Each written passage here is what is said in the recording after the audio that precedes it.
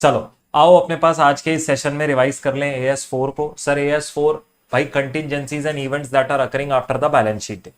Sir इस AS को broadly 4 parts में मैंने डिवाइड कर दिया है मेरे नन्हे मुन्नो आपके लिए। पहला है कंटिंजेंसी, दूसरा है events after the balance sheet date जिसमें दो तरीके के इवेंट होते हैं, एडजस्टिंग, नॉन एडजस्टिंग। तीसरा है dividend that is declared after the balance sheet date. चौथा है going concern assumption inappropriate. So ये 4 टॉपिक्स हैं जिनके बारे में आपको नॉलेज होना चाहिए अगर आप इस AS को अटेम्प्ट करने जा रहे हैं अपने एग्जाम में। सबसे पहली चीज भाई, जो कंटिंजेंसी है उसका मतलब क्या होता है। देखो यार, इस AS में ना 2 पार्ट्स कवर्ड हैं। अगर आप नाम को देखें ध्यान से तो कंटिंजेंसी और इवेंट, 2 चीजें हैं यहां पर। एक है कंटिंजेंसी और एक है event occurring after the balance sheet date. Sir ये दोनों चीजें बिल्कुल डिफरेंट है। कंटिंजेंसीज जो चेक होती है ना, वो चेक होती हैं बैलेंस शीट डेट पे। तो इसका जरा हम क्लैरिटी कर लेते हैं पहले नाम को लेकर ना। कई बार मेरे को क्वेश्चंस आ रखे हैं कि सर नाम में क्लैरिटी नहीं है। कंटिंजेंसी होती है बैलेंस शीट डेट पे। फॉर एग्जांपल मैं बैलेंस शीट बिल्ड कर रहा हूं 31 मार्च की। सो कोई कंटिंजेंसी है या नहीं है वो मैं 31 मार्च पर चेक करता हूं। तो AS 2 पार्ट्स में डिवाइडेड है। नंबर 1 कंटिंजेंसी जो बैलेंस शीट डेट पे है। नंबर 2 ऐसे इवेंट्स जो बैलेंस शीट डेट के बाद अकर होने वाले हैं। सो इन दोनों चीजों में ये AS जो है वो फुली डिवाइडेड है। अब सर कंटिंजेंसीज की जब मैं बात करता हूं तो मीनिंग आप सबसे पहले पढ़िए। कंटिंजेंसी होता क्या है? क्या है भाई? कोई ऐसी कंडीशन या सिचुएशन जिसका अल्टीमेट आउटकम मुझे नहीं पता क्या होगा, which is ultimate outcome of which is known और डिटरमाइंड, अभी नहीं पता, जो पता लगेगा या डिटरमाइन होगा ऑन अकरेंस और नॉन अकरेंस ऑफ वन और मोर अनसर्टेन फ्यूचर इवेंट्स। तो इसका कहने का मतलब क्या है, शॉर्ट में समझा देता हूं भाई। कंटिंजेंसी एक ऐसा सिचुएशन, एक ऐसा कंडीशन है भाई। जैसे मान लो आज मेरे ऊपर किसी ने लीगल केस फाइल कर दी, मेरा प्रोडक्ट किसी के पास पहुंचा, उसने उस प्रोडक्ट को कंज्यूम करा, उसकी तबीयत खराब हो गई, उसने 31 मार्च पर उठाकर मुझ पर एक केस कर दिया। तो अब ये एक कंडीशन, एक सिचुएशन एग्जिस्ट कर रही है। क्या इसका अल्टीमेट आउटकम, मैं केस जीतूंगा या नहीं जीतूंगा, क्या आज मुझे पता है? The answer is no. But क्या ये डिटरमाइन हो जाएगा फ्यूचर में on the basis of occurrence और नॉन अकरेंस ऑफ वन और more uncertain future event? Yes. कैसे डिटरमाइन हो जाएगा भाई? जब केस की हेयरिंग्स लगेंगी, जब मेडिकल रिपोर्ट्स आएंगे, जब मेरे प्रोडक्ट्स को टेस्ट किया जाएगा, जब फाइनल केस का क्लोजर होगा तो पता लग जाएगा मेरे लिए यहां नुकसान है या फायदा है। तो कंटिंजेंसी क्या चीज होती है? आज कुछ ऐसी स्थिति है, the conditions that are existing today, जिसका अल्टीमेट आउटकम मुझे आज नहीं पता बट फ्यूचर में पता लगेगा on the basis of occurrence और non occurrence of future events. Done हो गई जी बात? जी सर, ये मेरा मीनिंग होता है। अब सर अगली बात आती है, कंटिंजेंसी 2 तरीके की हो सकती है। देखो, जो बैलेंस शीट डेट पर टेस्ट होती है, मैं बार बार बोल रहा हूं, बच्चे गलती ये करते हैं, बच्चे देखने लग जाते हैं contingencies after the balance sheet date, जबकि वो AS इस बारे में बात ही नहीं करता। AS बात करता है बैलेंस शीट डेट पर क्या कंटिंजेंसी है। सो अब जो ये कंटिंजेंसी एग्जिस्ट कर रही है मेरे नन्हे मुन्नो, एक बात जरा सोच कर देखिए, क्या मेरे को इस कंटिंजेंसी से कोई नुकसान हो सकता है या कोई गेन हो सकता है? अगला सवाल ये उठता है, क्या कोई नुकसान हो सकता है या कोई गेन हो सकता है? तो अगर मेरे को ऐसा लगता है this contingency will result in a loss to me, तो मैं उसे कंटिंजेंट लॉस की तरह ट्रीट करूंगा। और अगर मुझे ऐसा लगता है contingency will result in a gain to me, तो मैं उसे कंटिंजेंट गेन की तरह ट्रीट करूंगा। कंटिंजेंट लॉस के लिए AS क्या बोलता है भाई? We should provide for contingent losses. अब यहां पर 1 मिनट रुक जाना, यहां पर एक और AS का कनेक्टिविटी बनता है। कौन सा बच्चा बताएगा लाइव चैट में? कंटिंजेंट लॉस में एक और AS का कनेक्टिविटी बनता है। कह रहा है जब ये लाइकली होता है that contingency will result in a loss, then it is prudent to provide for such loss in financial statements. यहां कौन सा एक और ऐसा AS है? अब बताओ बेटा जी, यही नॉलेज है जो आपको रियली में चाहिए। हर AS इंडिविजुअली नहीं पढ़ना, हर AS का कनेक्टिविटी दूसरे AS से होता है, वो अंडरस्टैंडिंग हमारे पास होना चाहिए। बताओ मेरे को फटाफट से भाई, यहां पर कौन सा AS और AS4 के साथ कनेक्ट हो रहा है? Super amazing, super amazing. देखो बेटा जी, यहां AS29 कनेक्ट होता है। जब मैं यहां पर ये बोलता हूं ना कि यार ये कोई कंटिंजेंसी है, ध्यान से सुनना, very very good Nikita Dubey ji, Islam, बहुत ही बढ़िया।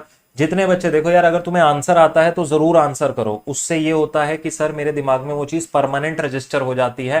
परमानेंट कोई चीज अगर रजिस्टर हो गई ना, उसके बाद वो कोई तुम कभी नहीं भूलोगे उस चीज को। बात समझ में आई? जी हाँ। सो यहां पर वो क्या बोलता है कंटिंजेंट लॉस में? कह रहा है अगर मुझे लगता है कंटिंजेंसी से मुझे नुकसान होगा, so I should provide for that loss. अब लेकिन प्रोवाइड फॉर कब करना है, ये इस AS ने क्लियर नहीं किया। अब यहां से उठकर मैं AS29 का सहारा लेता हूं जो मुझसे बात करता है provisions, contingent liability, contingent assets के बारे में। वो मुझे बताता है कि भाई अब अगर मेरे को ऐसा लग रहा है लॉस होगा, तो वो मेरे से प्रोबेबिलिटी चेक करवाता है। याद है तुम्हें? If the probability of losing the case is higher than probability of not losing the case, तो सर मैं अपने पास प्रोविजन प्रोवाइड फॉर करता हूं। लेकिन अगर प्रोबेबिलिटी ऑफ लूजिंग लेस है, मतलब कम है प्रोबेबिलिटी ऑफ नॉट लूजिंग से, तो मैं अपने पास कंटिंजेंट लायबिलिटी बनाता हूं, या मात्र अगर कंटिंजेंट लायबिलिटी भी नहीं बनाऊंगा अगर मेरे को ऐसा लगता है कि आउटफ्लो ऑफ रिसोर्सेज रिमोट। यहां से आपका AS29 भी रिवाइज हो गया। अब जब AS29 आएगा ना, तो मैं दोबारा रेफरेंस दे सकता हूं, भैया इसका एक कनेक्टेड पॉइंट कहां पर है, AS4 में बैठा हुआ है। तो ये चीजें, ये कनेक्टेड पॉइंट्स आपको AS के बिल्टअप में ही समझ में आने चाहिए, तभी जो है आप अपने पास उन चीजों को रिवीजन में इनकलकेट कर पाएंगे अपने पास। अब अगली बात आती है कंटिंजेंट गेन्स को लेकर। देखो यार, AS बहुत क्लियर है, कहता है अगर मुझे लगता है फ्यूचर में कोई फायदा होगा, जैसे मान लीजिए मैंने किसी पे केस फाइल कर रखा है, मुझे लगता है मैं जीतूंगा, अब क्या मैं उसका आज ही इनकम रिकॉग्नाइज कर लूं? The answer is absolutely no मेरे बेटा। आज अगर आप उसका जो भी गेन है वो रिकॉग्नाइज करेंगे, वो प्रूडेंस के खिलाफ चला जाएगा। तो सीधा AS ने मना कर दिया, do not recognize in financial statements, नहीं रिकॉग्नाइज करना। सवाल ये उठता है, सर अगर वर्चुअल सर्टेनिटी आ जाए, भाई अगर तेरी वर्चुअल सर्टेनिटी आ रही है, फिर भी मैं बोलूंगा यहां से एक बार AS29 के रिक्वायरमेंट्स को चेक कर लेना, क्योंकि AS29 में फर्दर और रिक्वायरमेंट्स ले रखे हैं कंटिंजेंट एसेट्स की रिकॉग्निशन को लेकर। तो कंटिंजेंसी का यहां पर एक डिस्कशन तो है AS4 में, लेकिन इसका लिंकिंग AS29 से पूरा पूरा है। तो सर ये हमारी बात होती है कंटिंजेंसी को लेकर, बात समझ में आती है? ये मेरा कंप्लीट रिवीजन है जो कंटिंजेंसी को लेकर AS4 बोलता है बस, ठीक है। साथ में AS29 का भी तुमको रेफरेंस दे दिया, बहुत ही बढ़िया। अगली बात अब जो इस AS में आती है, भाई जब मैं कंटिंजेंसी से निकल जाता हूं ना, तो अगली बात जो इस AS में आती है वो ये आती है कि मेरे events after the balance sheet date. अब ये इस AS की जान है, सबसे इंपॉर्टेंट पार्ट है। ऐसे कौन से इवेंट्स जो बैलेंस शीट डेट के बाद अकर होते हैं, जिनका एडजस्टमेंट मुझे बैलेंस शीट डेट पर देना है? देखो यार, सबसे पहले तो तुम्हें डेफिनेशन पता होनी चाहिए, मीनिंग पता होना चाहिए। Events occurring after balance sheet date किसे कहा जाता है? देखो, events occurring after the balance sheet date meaning में पढ़ो, ऐसे सिग्निफिकेंट इवेंट जो रिपोर्टिंग डेट से के बाद अकर होते हैं, but date of approval of financial statement से पहले अकर होते हैं। ये हमेशा अपने टाइमलाइन में क्लियर रखना। 31 मार्च मेरा रिपोर्टिंग डेट था, date of approval of financial statement let suppose 15 मई था। ऐसे इवेंट जो इस पीरियड में अकर होंगे ना बेटा, उन्हें बोला जाता है events after the balance sheet date. भैया ऐसे तो सारे event after the balance sheet date वाले हो जाएंगे, अगर ऐसा कोई हमने आउटर लिमिट नहीं दिया। ऐसे तो मान लो बैलेंस शीट डेट आज 31 मार्च 2025 के बाद कभी भी इवेंट अकर हो जाए, तो वो तो balance event after balance sheet date है। कोई ना कोई तो आउटर डेट देनी पड़ेगी ना, कि कहां तक देखेंगे हम ये इवेंट्स। तो वो ये बोलता है कि ऐसे सिग्निफिकेंट इवेंट जो बैलेंस शीट डेट और date of approval of financial statements by approving authority, company के केस में बोर्ड ऑफ डायरेक्टर्स होते हैं, तो उनके अप्रूवल से पहले तक जो भी इवेंट अकर होते हैं उन्हें कहा जाता है event after the balance sheet date. अब सर सवाल ये उठता है, क्या ये जो इवेंट्स हैं, क्विकली अपने दिमाग में रिवाइज करो, क्या ये सारे इवेंट्स का एडजस्टमेंट मुझे बैलेंस शीट डेट पर देना होता है? क्या ये सारे के सारे इवेंट्स का एडजस्टमेंट मुझे बैलेंस शीट डेट पर देना है? The answer is absolutely no sir. यहां पर कौन से ऐसे इवेंट्स हैं जिनका एडजस्टमेंट मुझे बैलेंस शीट डेट पर देना पड़ेगा? बात वो आती है, सर यहां पर कौन से इवेंट्स हैं बताओ? Adjusting events. एडजस्टिंग इवेंट्स क्या होते हैं सर जी? देखो यार, जिसका condition already balance sheet date पर एग्जिस्ट करता था और कोई इवेंट एग्जिस्ट हुआ जिसने फर्दर इंफॉर्मेशन दे दिया about the conditions existing on that balance sheet date, उसको हम अपने पास क्या बोलते हैं? एडजस्टिंग इवेंट बोलते हैं। बात समझ में आ रही है? ये देखो, events that provide further evidence of the conditions that were existing on balance sheet date। ऐसे इवेंट्स जो, अभी एग्जांपल दूंगा, पहले तुमको ये क्लियर होना चाहिए, पहले इसका रिवीजन होना चाहिए। कुछ conditions already balance sheet date पे एग्जिस्ट करती थी, अब कोई इवेंट, कोई घटना घटित हो गई बैलेंस शीट डेट के बाद जो मुझे फर्दर एविडेंस प्रोवाइड कर रही है as to those conditions existing on balance sheet date, तो मैं उसे बोलूंगा एडजस्टिंग इवेंट। फॉर एग्जाम्पल, भाई जैसे मान लो डेटर का क्या हुआ, एक 31 मार्च से पहले ना अर्थक्वेक आया, मेरा एक डेटर था, उसका ना बिल्डिंग गिर गया, तो उसे खूब नुकसान हुआ, उसका कोई इंश्योरेंस पॉलिसी भी नहीं था। अब 31 मार्च तक तो वो इंसॉल्वेंट डिक्लेयर नहीं हुआ था, लेकिन क्या हुआ, 10 अप्रैल पर वो इंसॉल्वेंट डिक्लेयर हो गया। अब सवाल ये उठता है, क्या इस डेटर की इंसॉल्वेंसी जो 10 अप्रैल पर डिक्लेयर हुई है, क्या इस डेटर की जो इंसॉल्वेंसी 10 अप्रैल पर डिक्लेयर हुई है, क्या ये मेरे लिए एक एडजस्टिंग इवेंट बनेगा? डेटर का बिल्डिंग पहले ही गिर गया था 31 मार्च से पहले, तो वहां पर ऐसे कंडीशंस थे कि डेटर के हालात तो बुरे चल रहे थे। 10th ऑफ अप्रैल को कोर्ट ने उसे इंसॉल्वेंट डिक्लेयर कर दिया, वो इंसॉल्वेंसी का सर्टिफिकेट ले आया। अब अगर वो मुझे इंसॉल्वेंसी का सर्टिफिकेट देता है तो क्या वो मैं उसको एडजस्टिंग इवेंट बोल सकता हूं? सर बिल्कुल, वो मेरे लिए क्या बनेगा, मेरे लिए एडजस्टिंग इवेंट बनेगा। क्यों बनेगा? सर ऑलरेडी मुझे पता था 31 मार्च पर ऐसे कंडीशंस एग्जिस्ट कर रहे थे कि डेटर के हालात बुरे हैं। 10th अप्रैल पर अगर वो इंसॉल्वेंट हो गया तो मैं उसको एडजस्टिंग इवेंट कहलाऊंगा। अब बेटा एडजस्टिंग इवेंट कह देने से क्या काम हो जाएगा क्या? एडजस्टिंग इवेंट कह दिया तो क्या काम हो जाएगा क्या? The answer is absolutely no sir. हमें क्या करना पड़ेगा उसके बाद? सर हमें उसके बाद जो मेरा लॉस है, डेटर का जो बैलेंस था, मान लो 10 लाख रुपए लेना था, उस लॉस को मुझे 31 मार्च पर रिकॉर्ड करना पड़ेगा। अब उस लॉस को मैं बेशक प्रोविजन फॉर बैड डेट बनाकर रिकॉर्ड करूं, किसी भी तरीके से रिकॉर्ड करूं, मुझे उसे 31 मार्च पर रिकॉर्ड करना पड़ेगा। यानी मैं या तो डेटर में बैड डेट दे दूं, यानी मेरे को 31 मार्च पर अपने डेटर्स की वैल्यू को हिलाना पड़ेगा। यही बात ये एएस बोलता है, इन्हीं को कहा जाता है एडजस्टिंग इवेंट। इसमें एडजस्टमेंट दिया जाता है to asset and liability. Getting my point? पूरा कॉन्सेप्ट रिवाइज हो गया। इसी तरीके से चलता था। मल्टीपल एग्जांपल्स हैं, केस आया, बिल्डिंग गिर गई, कोई बिल्डिंग सेल हो गई, मल्टीपल एग्जांपल्स हैं हमारे पास। इसमें हमने पीवाईक्यूज, आरटीपीज, एमटीपीज के थ्रू कवर करे हैं। नॉन एडजस्टिंग इवेंट क्या होता है भाई? इसका टोटल ऑपोजिट होता है। जो एडजस्टिंग इवेंट है ना, उसका टोटल ऑपोजिट होता है। कैसे ऑपोजिट होता है? सोच के देखो जरा एक बार। सर एडजस्टिंग इवेंट में क्या था? कंडीशंस एग्जिस्ट करते थे 31 मार्च पे, जिसका मेरे को further proof, further evidence after balance sheet date मिला था। नॉन एडजस्टिंग क्या होगा बाबा? नॉन एडजस्टिंग में ऐसा कोई condition exist balance sheet date पर करता ही नहीं होगा, जिसका मुझे एविडेंस बाद में मिल रहा है। सर जैसे फॉर एग्जांपल, कोई एग्जांपल दे सकते हैं? मैंने कहा हाँ। अब देखो मेरे बिजनेस में ना क्या हुआ, 15th ऑफ अप्रैल पर एक गजब अर्थक्वेक आया और मेरा जो गोडाउन था वो पूरा तहस नहस हो गया। मेरी सारी इन्वेंट्री भी गई, मेरा गोडाउन भी गया, मेरी बिल्डिंग भी गई और इंश्योरेंस भी नहीं थी। ठीक है, अब बताओ मेरे को क्या 31 मार्च पर यह पता था कि भाई 15 अप्रैल को मेरा ऐसा कोई अर्थक्वेक आएगा और मेरा सारा नुकसान हो जाएगा? ये मेरे को 10 करोड़ का नुकसान हुआ वहां पर। ऐसा क्या मेरे पास कोई एक्सपेक्टेशन था? क्या भगवान ने कोई स्पेशल मैसेज भेजा था मुझे कि भाई 15 अप्रैल को ऐसा नुकसान होने वाला है? The answer is no. क्या कोई कंडीशन एग्जिस्ट करती थी 31 मार्च पे? The answer is no. तो अब बोलो क्या ये एडजस्टिंग इवेंट होगा? बहुत बहुत बहुत बढ़िया, बहुत बढ़िया। These conditions arose after the balance sheet date. तो सर ये नॉन एडजस्टिंग इवेंट की तरह कहलाएगा। Events that provide information about conditions that arose subsequent to the balance sheet date. क्या इनका एडजस्टमेंट मुझे एसेट और लायबिलिटी में करना चाहिए? नहीं करना चाहिए। इसको मैं 31 मार्च पर एज एन एडजस्टिंग इवेंट दिखाकर अपने एसेट लायबिलिटी नहीं बदल सकता। अब नॉन एडजस्टिंग इवेंट्स के अंदर एक एक्सेप्शन है सर। अब जैसे आपने अर्थक्वेक का एग्जांपल दिया, सर आपका अर्थक्वेक में आपने जो एग्जांपल में बोला था कि 10 करोड़ का नुकसान हो गया था। अब आप ये कहते हो ये एक नॉन एडजस्टिंग इवेंट है। आप ये कहते हो सर ये एक नॉन एडजस्टिंग इवेंट है। तो सर मेरे लिए तो ये बहुत सिग्निफिकेंट है। 10 करोड़ रुपए कोई छोटी बात थोड़ी ना है। हम कोई अंबानी के भैया आगे वंशज थोड़ी ना है कि 10 करोड़ रुपए 10 रुपए के बराबर हैं हमारे लिए। 10 करोड़ तो बहुत ज्यादा होते हैं। तो सर 10 करोड़ का नुकसान हुआ है, आप उसको नॉन एडजस्टिंग बोलकर क्या बैलेंस शीट में कोई डिस्क्लोजर नहीं दोगे? कोई आप एडजस्टमेंट नहीं दिखाओगे? अभी तो सर एजीएम भी होना है आगे, अभी बोर्ड अप्रूवल भी है। तो भैया एएस ने क्या बोला? एएस कहता है मैं तुम्हारी भावनाओं को समझता हूं, जो तुम्हारी भावना है वो मैं समझता हूं। तो यहां पर एएस ने क्या बोल दिया? अगर कोई सिग्निफिकेंट इवेंट होता है, तुम्हारे हिसाब से बहुत सिग्निफिकेंट है तुम्हारे बिजनेस के लिए, तो तुम उसे एक काम करना, तुम उसका डिस्क्लोजर करवा देना रिपोर्ट ऑफ अप्रूविंग अथॉरिटी की। अब देखो नॉन एडजस्टिंग था तो तुम बैलेंस शीट में तो दिखा नहीं पाओगे, फाइनेंशियल स्टेटमेंट में दिखा नहीं पाओगे। तो तुम एक काम करो, अप्रूविंग अथॉरिटी की जो रिपोर्ट जानी है उसमें उस इवेंट को साथ में डलवा देना, ताकि तुम्हारा एक तरीके से जो डिस्क्लोजर है वो चला जाए तुम्हारे यूजर्स ऑफ फाइनेंशियल स्टेटमेंट्स को।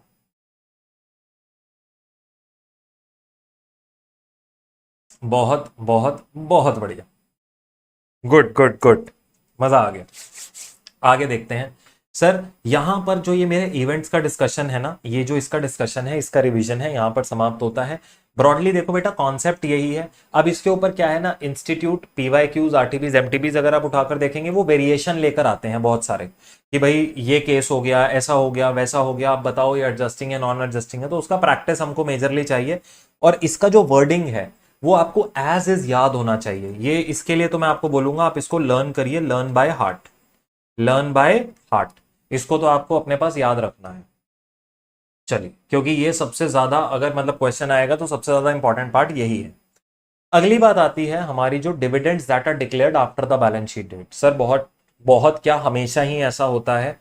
इंटरिम डिविडेंड को छोड़ दो, यूजुअली जो डिविडेंड्स होते हैं 31 मार्च निकलता है, मेरे बुक्स क्लोज होते हैं, और उसी के बाद सर उसी के बाद हमारे जो डिविडेंड्स होते हैं उनको डिक्लेयर किया जाता है। भैया जब रिपोर्ट्स फाइनल होती हैं, मैनेजमेंट के पास पहुंचती हैं, बोर्ड जो होता है उस हिसाब से एक रिकमेंडेशन बनाता है, ये सारी चीजें कब होती हैं?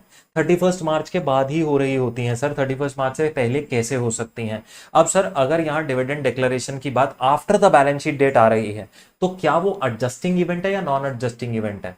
इस पर इससे पहले झगड़ा हो, एएस ने खुद ही कह दिया भाई अगर डिविडेंड डिक्लेयर किया गया है after the balance sheet date तो मैं AS4 डायरेक्टली ये बोलता हूं कि उसका कोई एडजस्टमेंट नहीं दिया जाएगा बैलेंस शीट में, उसका एकमात्र नोट दिया जाएगा। ये बात हमारे शेड्यूल 3 में भी लिखी गई थी। जब आप फाइनेंशियल स्टेटमेंट्स के क्वेश्चंस करते हैं ना, जो मैंने आपको क्वेश्चन क्लास में करवाया था इसी रैपिड रिवीजन में, वहां पर भी डिविडेंड डिक्लेयर्ड का पॉइंट आया था मई 2025 के एग्जाम में, याद करो अगर आपको याद हो तो। जब मैं आपके साथ फाइनेंशियल स्टेटमेंट्स का डिस्कशन कर रहा था तो मई 25 के एग्जाम में डिविडेंड डिक्लेयर्ड था, तो मैंने क्या कहा था, बेटा AS4 ने मना किया हुआ है, अगर dividend after balance sheet date आ रहा है मैं इसका डिस्क्लोजर नहीं दूंगा बैलेंस शीट में, मतलब मैं इसका ट्रीटमेंट नहीं दूंगा, एडजस्टमेंट नहीं दूंगा, डिस्क्लोजर तो देना है। तो वही चीज यहां पे लिखी है, dividend is not recognized as a liability at balance sheet date, disclosure देना पड़ेगा नोट्स टू अकाउंट्स। अच्छा सर, अब यहां पर एक बहुत जरूरी बात आती है। मैंने पूछा बेटा क्या जरूरी बात आती है? बच्चा कहता है सर अगर ऐसा कुछ इवेंट हो जाए जिससे मेरा जो पूरा गोइंग कंसर्न कॉन्सेप्ट है वो ही पूरा हिल जाए, माने मतलब कि अभी जैसे आपने अर्थक्वेक का एग्जांपल दिया सर, अब आपने बोला 10 करोड़ का नुकसान हुआ है, सर आपकी क्या बात है, आप 10 करोड़ का नुकसान बियर कर जाओगे, लेकिन अगर मैं हुआ, मेरे लिए 10 करोड़ का नुकसान कोई एक ऐसा नुकसान नहीं है जो मैं बियर कर पाऊं। तो नलायकों, वहां पर अगर गोइंग कंसर्न इंपैक्ट हो गया तो बोलो तुम क्या कहोगे, नहीं नहीं ये तो नॉन एडजस्टिंग इवेंट है, मैं इसको बैलेंस शीट में नहीं रिपोर्ट करूंगा, ऐसा बोल सकते हो क्या? यार बाबा गोइंग कंसर्न क्या चीज होता है कि अगर तुम बोलते हो गोइंग कंसर्न कॉन्सेप्ट अगर तुम्हारे पे अप्लाई हो रहा है मतलब तुम्हारा बिजनेस अभी चलेगा, अभी इसका डिसकंटिन्यूएंस का तुम्हारा कोई प्लान नहीं है, लेकिन अगर तुम्हारा गोइंग कंसर्न कॉन्सेप्ट ही डिफीट हो गया, मतलब अब तुम गोइंग कंसर्न ही नहीं रहे, तो अब उस केस में बताओ ना मुझे, क्या अभी भी तुम्हें AS4 देखने की जरूरत है? यार अगर तुम गोइंग कंसर्न ही नहीं हो तो फिर भूल जाओ AS4 के रिक्वायरमेंट्स, एडजस्टिंग नॉन एडजस्टिंग मारो गोली, तुमने अपने फाइनेंशियल स्टेटमेंट्स अपडेट कर देने हैं। पढ़ो यहां पर क्या बोल रहा है, कह रहा है भाई गोइंग कंसर्न अजम्पशन अगर इनअप्रोप्रिएट हो गया, event occurring after balance sheet date है, that entity may it may cease an enterprise to continue as a going concern, मतलब इवेंट अकर हुआ और उसने एक एंटिटी की एबिलिटी ही खत्म कर दी to continue as going concern, hence financial statements are prepared on liquidation basis. माने अब तुम ये मत सोच लेना कि यार अभी भी तुम्हें AS4 का सहारा लेना है, AS4 खुद ये तुमको बोल रहा है कि भाई छोड़ दो मेरा पल्लू, और मैं डायरेक्टली ये बोलता हूं तुम्हें कि जाओ अपने पास अपने फाइनेंशियल स्टेटमेंट्स को अपडेट कर दो। क्यों? क्योंकि अब जो तुम रिपोर्ट रिलीज करने वाले हो अपने इन्वेस्टर्स के लिए, यूजर्स के लिए, उसमें उनको करेक्ट इंफॉर्मेशन डाल कर दो बाबा कि अब तुम गोइंग कंसर्न नहीं रहे। अगर अभी भी मैं गलत इंफॉर्मेशन ले गया, मेरे को दिख रहा था मैं गोइंग कंसर्न नहीं हूं, मैं मैनेजमेंट को दिखा रहा हूं मस्त धंधा चल रहा है 31 मार्च पे क्योंकि सब सही था, मस्त मेरे सेल्स हो रहे हैं, मस्त मेरा बिजनेस का वैल्यूएशन है, और ये मैंने मीटिंग करवा दी 15 मई को बोर्ड की और AGM करवा दी 31 मई को, और उसके बाद क्या हुआ, 5 जून को रिपोर्ट आती है जी ये तो धंधा ही टर्मिनेट कर रहे हैं, बंद कर रहे हैं धंधा। AS24 में डिसकंटिन्यूएंस का नोटिस आ गया कि भैया बोर्ड ने अपने पास एक रेजोल्यूशन पास कर दिया डिसकंटिन्यूएंस का, क्यों? क्योंकि अब हम गोइंग कंसर्न ही नहीं बचे। तो इन चीजों को हमें पहले से ही रिपोर्ट करके चलना है यूजर्स को, वही बात उसने यहां बोली। आखिरी में बोलता है, अच्छा एक चीज यहां पर इसके साथ एक पढ़ लो, देखो मैं तुम्हें बताता हूं, यहां पे ना 3 तरीके के इवेंट्स हो सकते हैं। एक सेकेंड, ये चीज भी एक अपने पास दिमाग में लेकर चलना। ये मेरा एक तो ईयर है, जैसे मान लो 1 अप्रैल 25 से लेकर 31 मार्च 26 तक, ये मेरा डेट ऑफ अप्रूवल है, DOA लिख दूं डेट ऑफ अप्रूवल को, समझ में आता है। अब देखो जो इवेंट्स यहां पर अकर होते हैं, जो ड्यूरिंग द ईयर इवेंट्स अकर होते हैं, बाबा उन सब का तो तुमने एडजस्टमेंट देना ही देना है। ये तो ड्यूरिंग द ईयर वाले हैं, इसको तो एडजस्टमेंट देना ही देना है। ऑल इवेंट्स कुछ भी हो जाए सबको एडजस्ट करना है, ठीक है। जो events date of balance sheet के बाद से लेकर डेट ऑफ अप्रूवल तक अकर होते हैं, मतलब जो ये वाले इवेंट्स होते हैं बाबा, इनके अंदर तुमने चॉइस करना है, इवेंट्स को कैटेगराइज करना है एडजस्टिंग के अंदर और नॉन एडजस्टिंग के अंदर। और जो एडजस्टिंग वाले होंगे उनका तुमने अपने पास एडजस्टमेंट जो है वो बैलेंस शीट में दे देना है, बैलेंस शीट में दे देना है, इनका कोई एडजस्टमेंट नहीं देना है। अब इसके बाद डेट ऑफ अप्रूवल के बाद यहां पर कुछ भी हो जाए, यहां पर कुछ भी हो जाए डेट ऑफ अप्रूवल के बाद, इसका ना तो डिस्क्लोजर जाएगा, ना ही बाबा इसका कोई एडजस्टमेंट जाएगा। तो ये अपने पास याद रखकर चलना मेरे नन्हे मुन्नो। यहां पर इंस्टीट्यूट कई बार एक गूगली डालता है, वो बोलता है, हेडर में बोल देगा लाइन में, financial statements are close on 31 March and date of approval was 15 of में। फिर जाके ना 4-5 पॉइंटर देगा और फोर्थ पॉइंटर या फिफ्थ पॉइंटर में जाकर ऐसा पॉइंट डालेगा कि earthquake, there was an earthquake on 20th of July and the company is now not a going concern. अरे बाबा तुम्हारा तो अप्रूवल 15 मई को हो गया, तुम 20 जुलाई को अगर अर्थक्वेक आ रहा है तो उसका रिपोर्टिंग थोड़ी ना कर दोगे उसके अंदर, तुम्हारे बैलेंस शीट तो फाइनलाइज हो गया है। तो इसके लिए मैंने यहां पे लिख दिया है, events after the approval of financial statements अगर हो रहा है, neither adjustment nor disclosure is required. तो इस चीज को अपने पास लेकर चलना। यहां पर एक गूगली आएगी ही आएगी पक्का, यहां पर एग्जामिनर तुमको एक गूगली डालेगा पेपर में, क्योंकि वो टेस्ट करेगा कितने का दिमाग पेपर में है और कितनों का दिमाग इधर उधर चल रहा है इस टाइम पे पेपर में बैठ के भी। तो ये अपने पास वहां पर ध्यान रखना। फाइनली हम लास्ट में इसके ऊपर आते हैं कि भाई डिस्क्लोजर रिक्वायरमेंट्स क्या है। कहता है for events occurring after balance sheet date, nature of event बताना और एस्टिमेट ऑफ फाइनेंशियल इफेक्ट बताना। सिंपल सी बात है भैया, किस तरीके का इवेंट है, इवेंट का एक small description along with whether वो एडजस्टिंग बन रहा है या नॉन एडजस्टिंग बन रहा है, और उसके बाद उसका क्या फाइनेंशियल इफेक्ट आ रहा है मेरे बिजनेस पे, ये मेरे को डिस्क्लोज करते हुए चलना है, मात्र रीड करना है और कुछ नहीं। इसी के साथ जो मेरा AS4 का डिस्कशन है वो समाप्त होता है। ये है हमारे पूरा AS4 का रिवीजन। आ गई बात। अब देखो यहां पर क्वेश्चन कब पूछा गया, नवंबर 2022 का सवाल है, PYQ में है भैया ये वाला क्वेश्चन।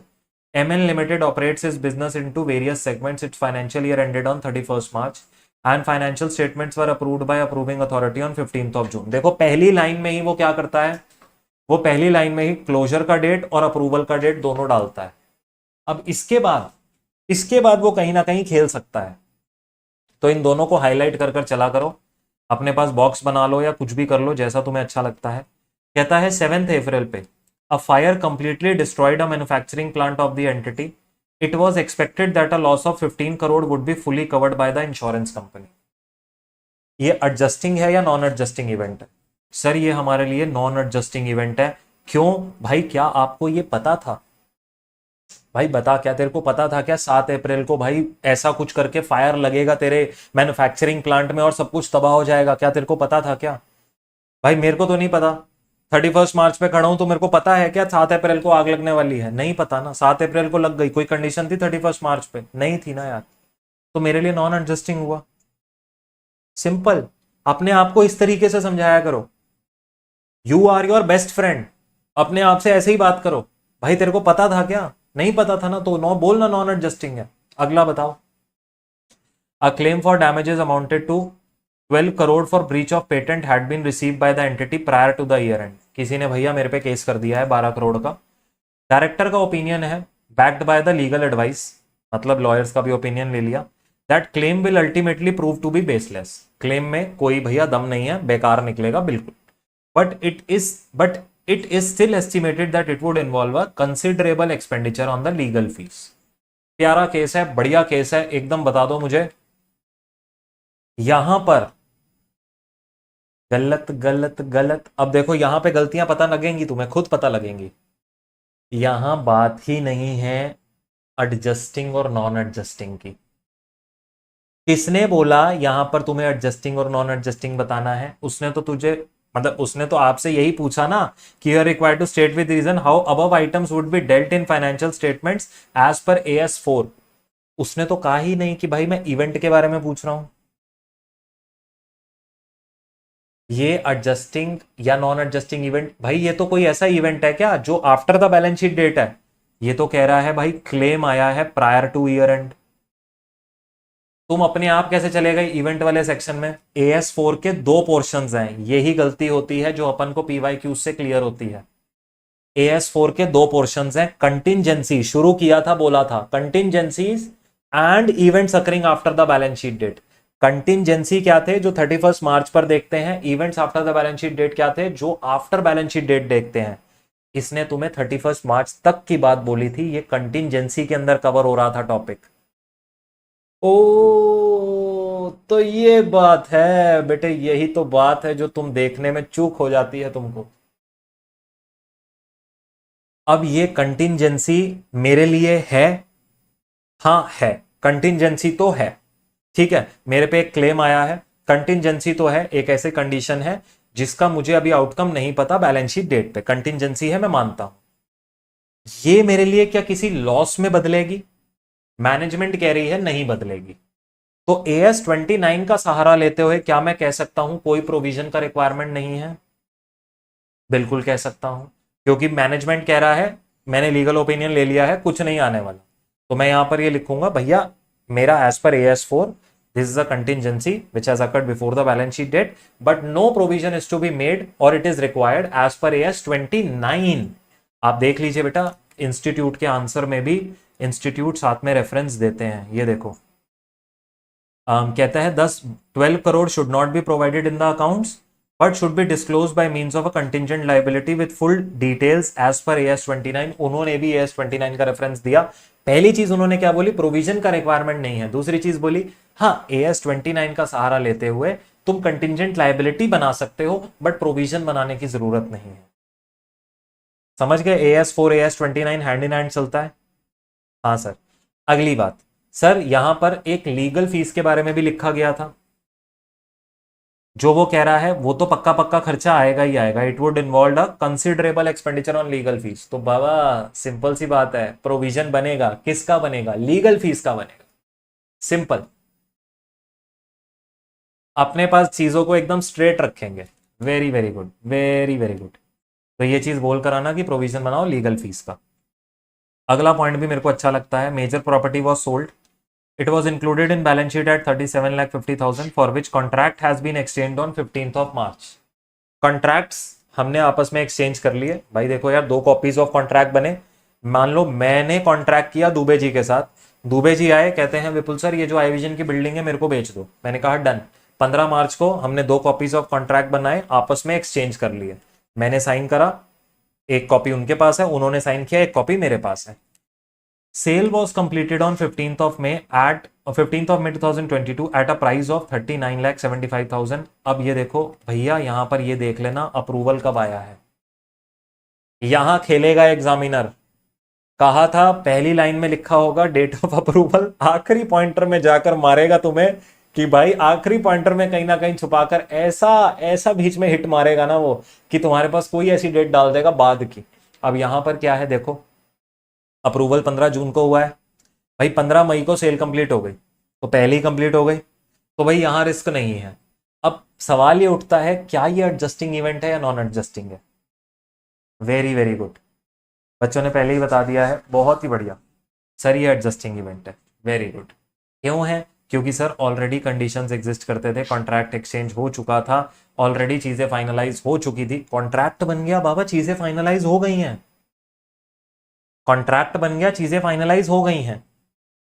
यहां पर कॉन्ट्रैक्ट की जगह अगर वो ये बोल देता कि we are in a discussion to sell, अगर वो ये बोल देता कॉन्ट्रैक्ट की जगह कि 15 मार्च को एक डिस्कशन हुआ है, अब बताओ अगर वो सेल कंप्लीट होती है 15 मई को, तो क्या अब वो एडजस्टिंग इवेंट होता है या नॉन एडजस्टिंग? अगर मियर डिस्कशन होती ना, मैं उसको नॉन एडजस्टिंग बोलता। भाई डिस्कशन हुआ है, मेरा और दुबे जी का डिस्कशन 100 चीजों के बारे में होता है। दुबे जी आते हैं, कभी कहते हैं विपुल सर आई विजन बेच दो, कभी कहते हैं सर अपना घर बेच दो, कभी कहते हैं अपनी गाड़ी दे दो, कभी कहते हैं 100 चीजों के बारे में मेरे से डिस्कशन करते हैं। इसका मतलब ये थोड़ी ना है सारी कंडीशंस एग्जिस्ट करती हैं बैलेंस शीट डेट पे। अब दुबे जी को कौन रोक सकता है? जब आते हैं कुछ ना कुछ देख के कहते हैं मेरे को बेच दो। पैसा ही इतना है सर, पैसा ही इतना है, क्या करें, बस नजर यही है कि कुछ खरीद लें। हाँ नालायक हंस रहे हैं, हाँ हाँ हाँ हाँ। तो इसीलिए अपने पास, आई होप पॉइंटर क्लियर हो गया होगा। बेशक मजाक में बात हुई लेकिन पॉइंटर क्लियर हो गया होगा। सर इसी के साथ हमारा जो ये AS4 है, देखो बाबा इसके साथ एक आध क्वेश्चन करवाने का मतलब सिंपल यही होता है कि जो चीज़ें मैं बता रहा हूँ एक आध क्वेश्चन के थ्रू दिमाग में रिव्यू हो जाए, रिवाइज हो जाए, अपने पास एकदम फ्रेशन अप हो जाए और वहां से तुम्हारा कॉन्फिडेंस बूस्ट हो जाए। ठीक है। So the the the motive is that only. समझ में आ गई बात? जी हाँ सर जी। आ जाओ AS11 करते हैं। बातों में तो ऐसे पूरी शाम निकल जाएगी sir. Effects of changes in foreign exchange rate, effects of changes in foreign exchange rate. Sir AS11 बहुत इंपॉर्टेंट है और एक ऐसा AS है जो मैक्सिमम स्टूडेंट्स जो है छोड़कर जा रहे होंगे इस टाइम पे। मत छोड़कर जाना, 5 नंबर का पक्का क्वेश्चन इस अटेम्प्ट में एक्सपेक्टेड है और आएगा। देखो प्योरली बोलूंगा 5 मार्क्स का ना जो यहां से क्वेश्चन आता है ना, वो क्या होता है, केस प्लस प्रैक्टिकल होता है। क्या होता है बेटा? केस प्लस प्रैक्टिकल होता है यहां पर क्वेश्चन। तो मतलब तुम्हें AS भी कोट करना रहेगा, AS का प्रोविजन भी कोट करना रहेगा, साथ में प्रैक्टिकल सोल्यूशन भी रहेगा। AS11 का जब भी क्वेश्चन आए ना अपने पास, याद रखना केस जरूर कोट करना। केस मतलब प्रोविजन जरूर कोट करना। As per AS11 effects of changes in foreign exchange rate, जो प्रोविजन बोलेगा वो जरूर कोट करना। ये कहीं पर लिख लो अपने पास। AS11 के क्वेश्चंस में ये जरूर रहती है बात। अब ये AS ना टोटल 3 पार्ट्स में डिवाइडेड है बाबा।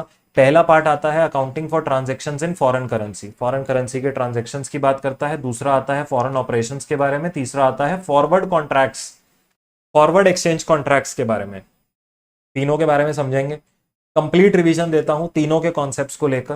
देखो सबसे पहले बात करते हैं फॉरेन करेंसी ट्रांजैक्शंस की। क्या होती हैं फॉरेन करेंसी ट्रांजैक्शन? भाई ऐसी ट्रांजैक्शंस होती हैं जो या तो डोमिनेटेड होती हैं फॉरेन करेंसी में, या जिनका सेटलमेंट फॉरेन करेंसी में होता है।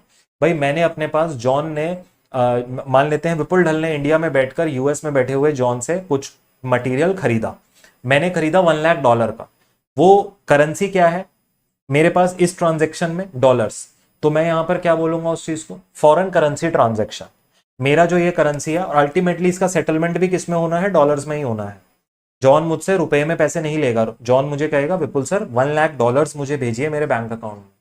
सो फॉरेन करेंसी ट्रांजैक्शंस क्या होती हैं? या तो डोमिनेटेड होती हैं फॉरेन करेंसी में, या उनका सेटलमेंट फॉरेन करेंसी में। कोई भी एक चीज हो जाए तो वो फॉरेन करेंसी ट्रांजैक्शन बन जाती है। फॉरेन करेंसी ट्रांजैक्शन पढ़ते हुए सबसे इंपॉर्टेंट चीज जो हमारे पास आती है वो ये आती है कि मॉनेटरी और नॉन मॉनेटरी आइटम्स, मॉनेटरी और नॉन मॉनेटरी आइटम्स का डिस्कशन आता है। मॉनेटरी कौन सी होती हैं? या तो मनी हेल्ड, देखो शॉर्ट में लिखा है, या तो मनी हेल्ड और एसेट और लाइबिलिटी टू बी रिसीव्ड और पेड इन फिक्स्ड और डिटर्मिनेबल अमाउंट। 3 फैक्टर्स हैं यहां पे, मनी पेड या फिर एसेट और लाइबिलिटी टू बी पेड और रिसीव्ड इन फिक्स्ड और डिटर्मिनेबल अमाउंट। एग्जांपल्स क्या होते हैं यहां पर? जैसे डेटर। भाई डेटर एक एसेट है जी। जो मेरा मनी टू बी रिसीव्ड है जी, क्या fixed amount to be received है? डेटर से ऐसा तो नहीं होता कि वो 10,000 दे दे, 12,000 दे दे, पता नहीं वो कितने दे देगा, ऐसा तो कुछ नहीं होता जी। नहीं सर जी, फिक्स्ड होता है, डिटर्मिनेबल अमाउंट होता है जी। तो वो क्या बनता है? Monetary item. और नॉन मॉनेटरी क्या होता है? जो मॉनेटरी नहीं है, जो मॉनेटरी नहीं है मतलब वो एसेट लाइबिलिटी तो है बट वो टू बी रिसीव्ड या टू बी पेड नहीं होगा, या मान लेते हैं उसके अंदर कोई फिक्स्ड अमाउंट नहीं होगा। जैसे इन्वेस्टमेंट इन इक्विटी शेयर्स। अब मैंने इक्विटी शेयर्स में इन्वेस्ट कर रखा है, प्राइस फ्लक्चुएट करता है, क्या कोई फिक्स्ड अमाउंट है जो अगर मैं उस इन्वेस्टमेंट को सेल करूंगा मिलेगा? नहीं सर। तो वो मेरे लिए क्या रहता है? एक तरीके से नॉन मॉनेटरी आइटम रहता है। यहां पर इन दोनों का आइडेंटिफिकेशन सही होना चाहिए। उसका रीजन क्या है? उसका रीजन क्या है सर? क्योंकि जो मेरा कन्वर्जन रेट है वो इसी पे ही डिपेंड करता है कि मेरा आइडेंटिफिकेशन सही अगर होगा तभी मैं सही कन्वर्जन रेट लगा पाऊंगा। क्यों कह रहा हूं? वो केस बनाकर देगा तुम्हें, वो केस बनाकर देगा तुम्हें। जैसे वो कहेगा भैया सेल ऑफ गुड्स करे हैं हमने टू जॉन इन US से। अब मैं बोलूंगा वो मेरा डेटर हो गया। डेटर माने मॉनेटरी आइटम, मॉनेटरी आइटम है। तो अब जब मेरे को उसका कन्वर्जन करना होगा, मैं $1 लाख तो नहीं लिख सकता ना अपनी किताबों में, मुझे रुपए में ही वैल्यू लिखनी होगी ना। तो रुपए में वैल्यू लिखने के लिए मुझे कन्वर्जन रेट चाहिए ना। हाँ सर। तो 2 कन्वर्जन रेट लगते हैं। पहला डेट ऑफ ट्रांजेक्शन पे लगता है, दूसरा जब मैं उसका सब्सिक्वेंट रिकॉग्निशन करता हूं तब लगता है। सब्सिक्वेंट रिकॉग्निशन जब मेरा ईयर एंड होता है यूजुअली तब होता है। ठीक है। सो डेट ऑफ ट्रांजेक्शन पर क्या होता है? जिस दिन ट्रांजैक्शन हो रही है मॉनेटरी नॉन मॉनेटरी में दोनों में ही डेट ऑफ ट्रांजैक्शन वाला रेट लगता है। या फिर हम क्या प्रेफर करते हैं, याद करो क्लास का discussion, average rate is preferred over a जो डेट ऑफ ट्रांजैक्शन वाला रेट है, क्योंकि डेट ऑफ ट्रांजैक्शन के रेट में खूब फ्लक्चुएशंस होते हैं, तो एक average rate is usually preferred अगर अवेलेबल है तो यहां पर क्या बोलते हैं, इनिशियल रिकॉग्निशन होता है on the exchange rate that exist on the date of transaction and that is same for non monetary item also. So this is monetary non monetary, दोनों का मैंने इकट्ठे लिखा है यहां पर लिख के। सो इनिशियल रिकॉग्निशन यहां पर डेट ऑफ ट्रांजैक्शन वाले रेट पे होता है, नॉन मॉनेटरी में भी वैसे ही होता है।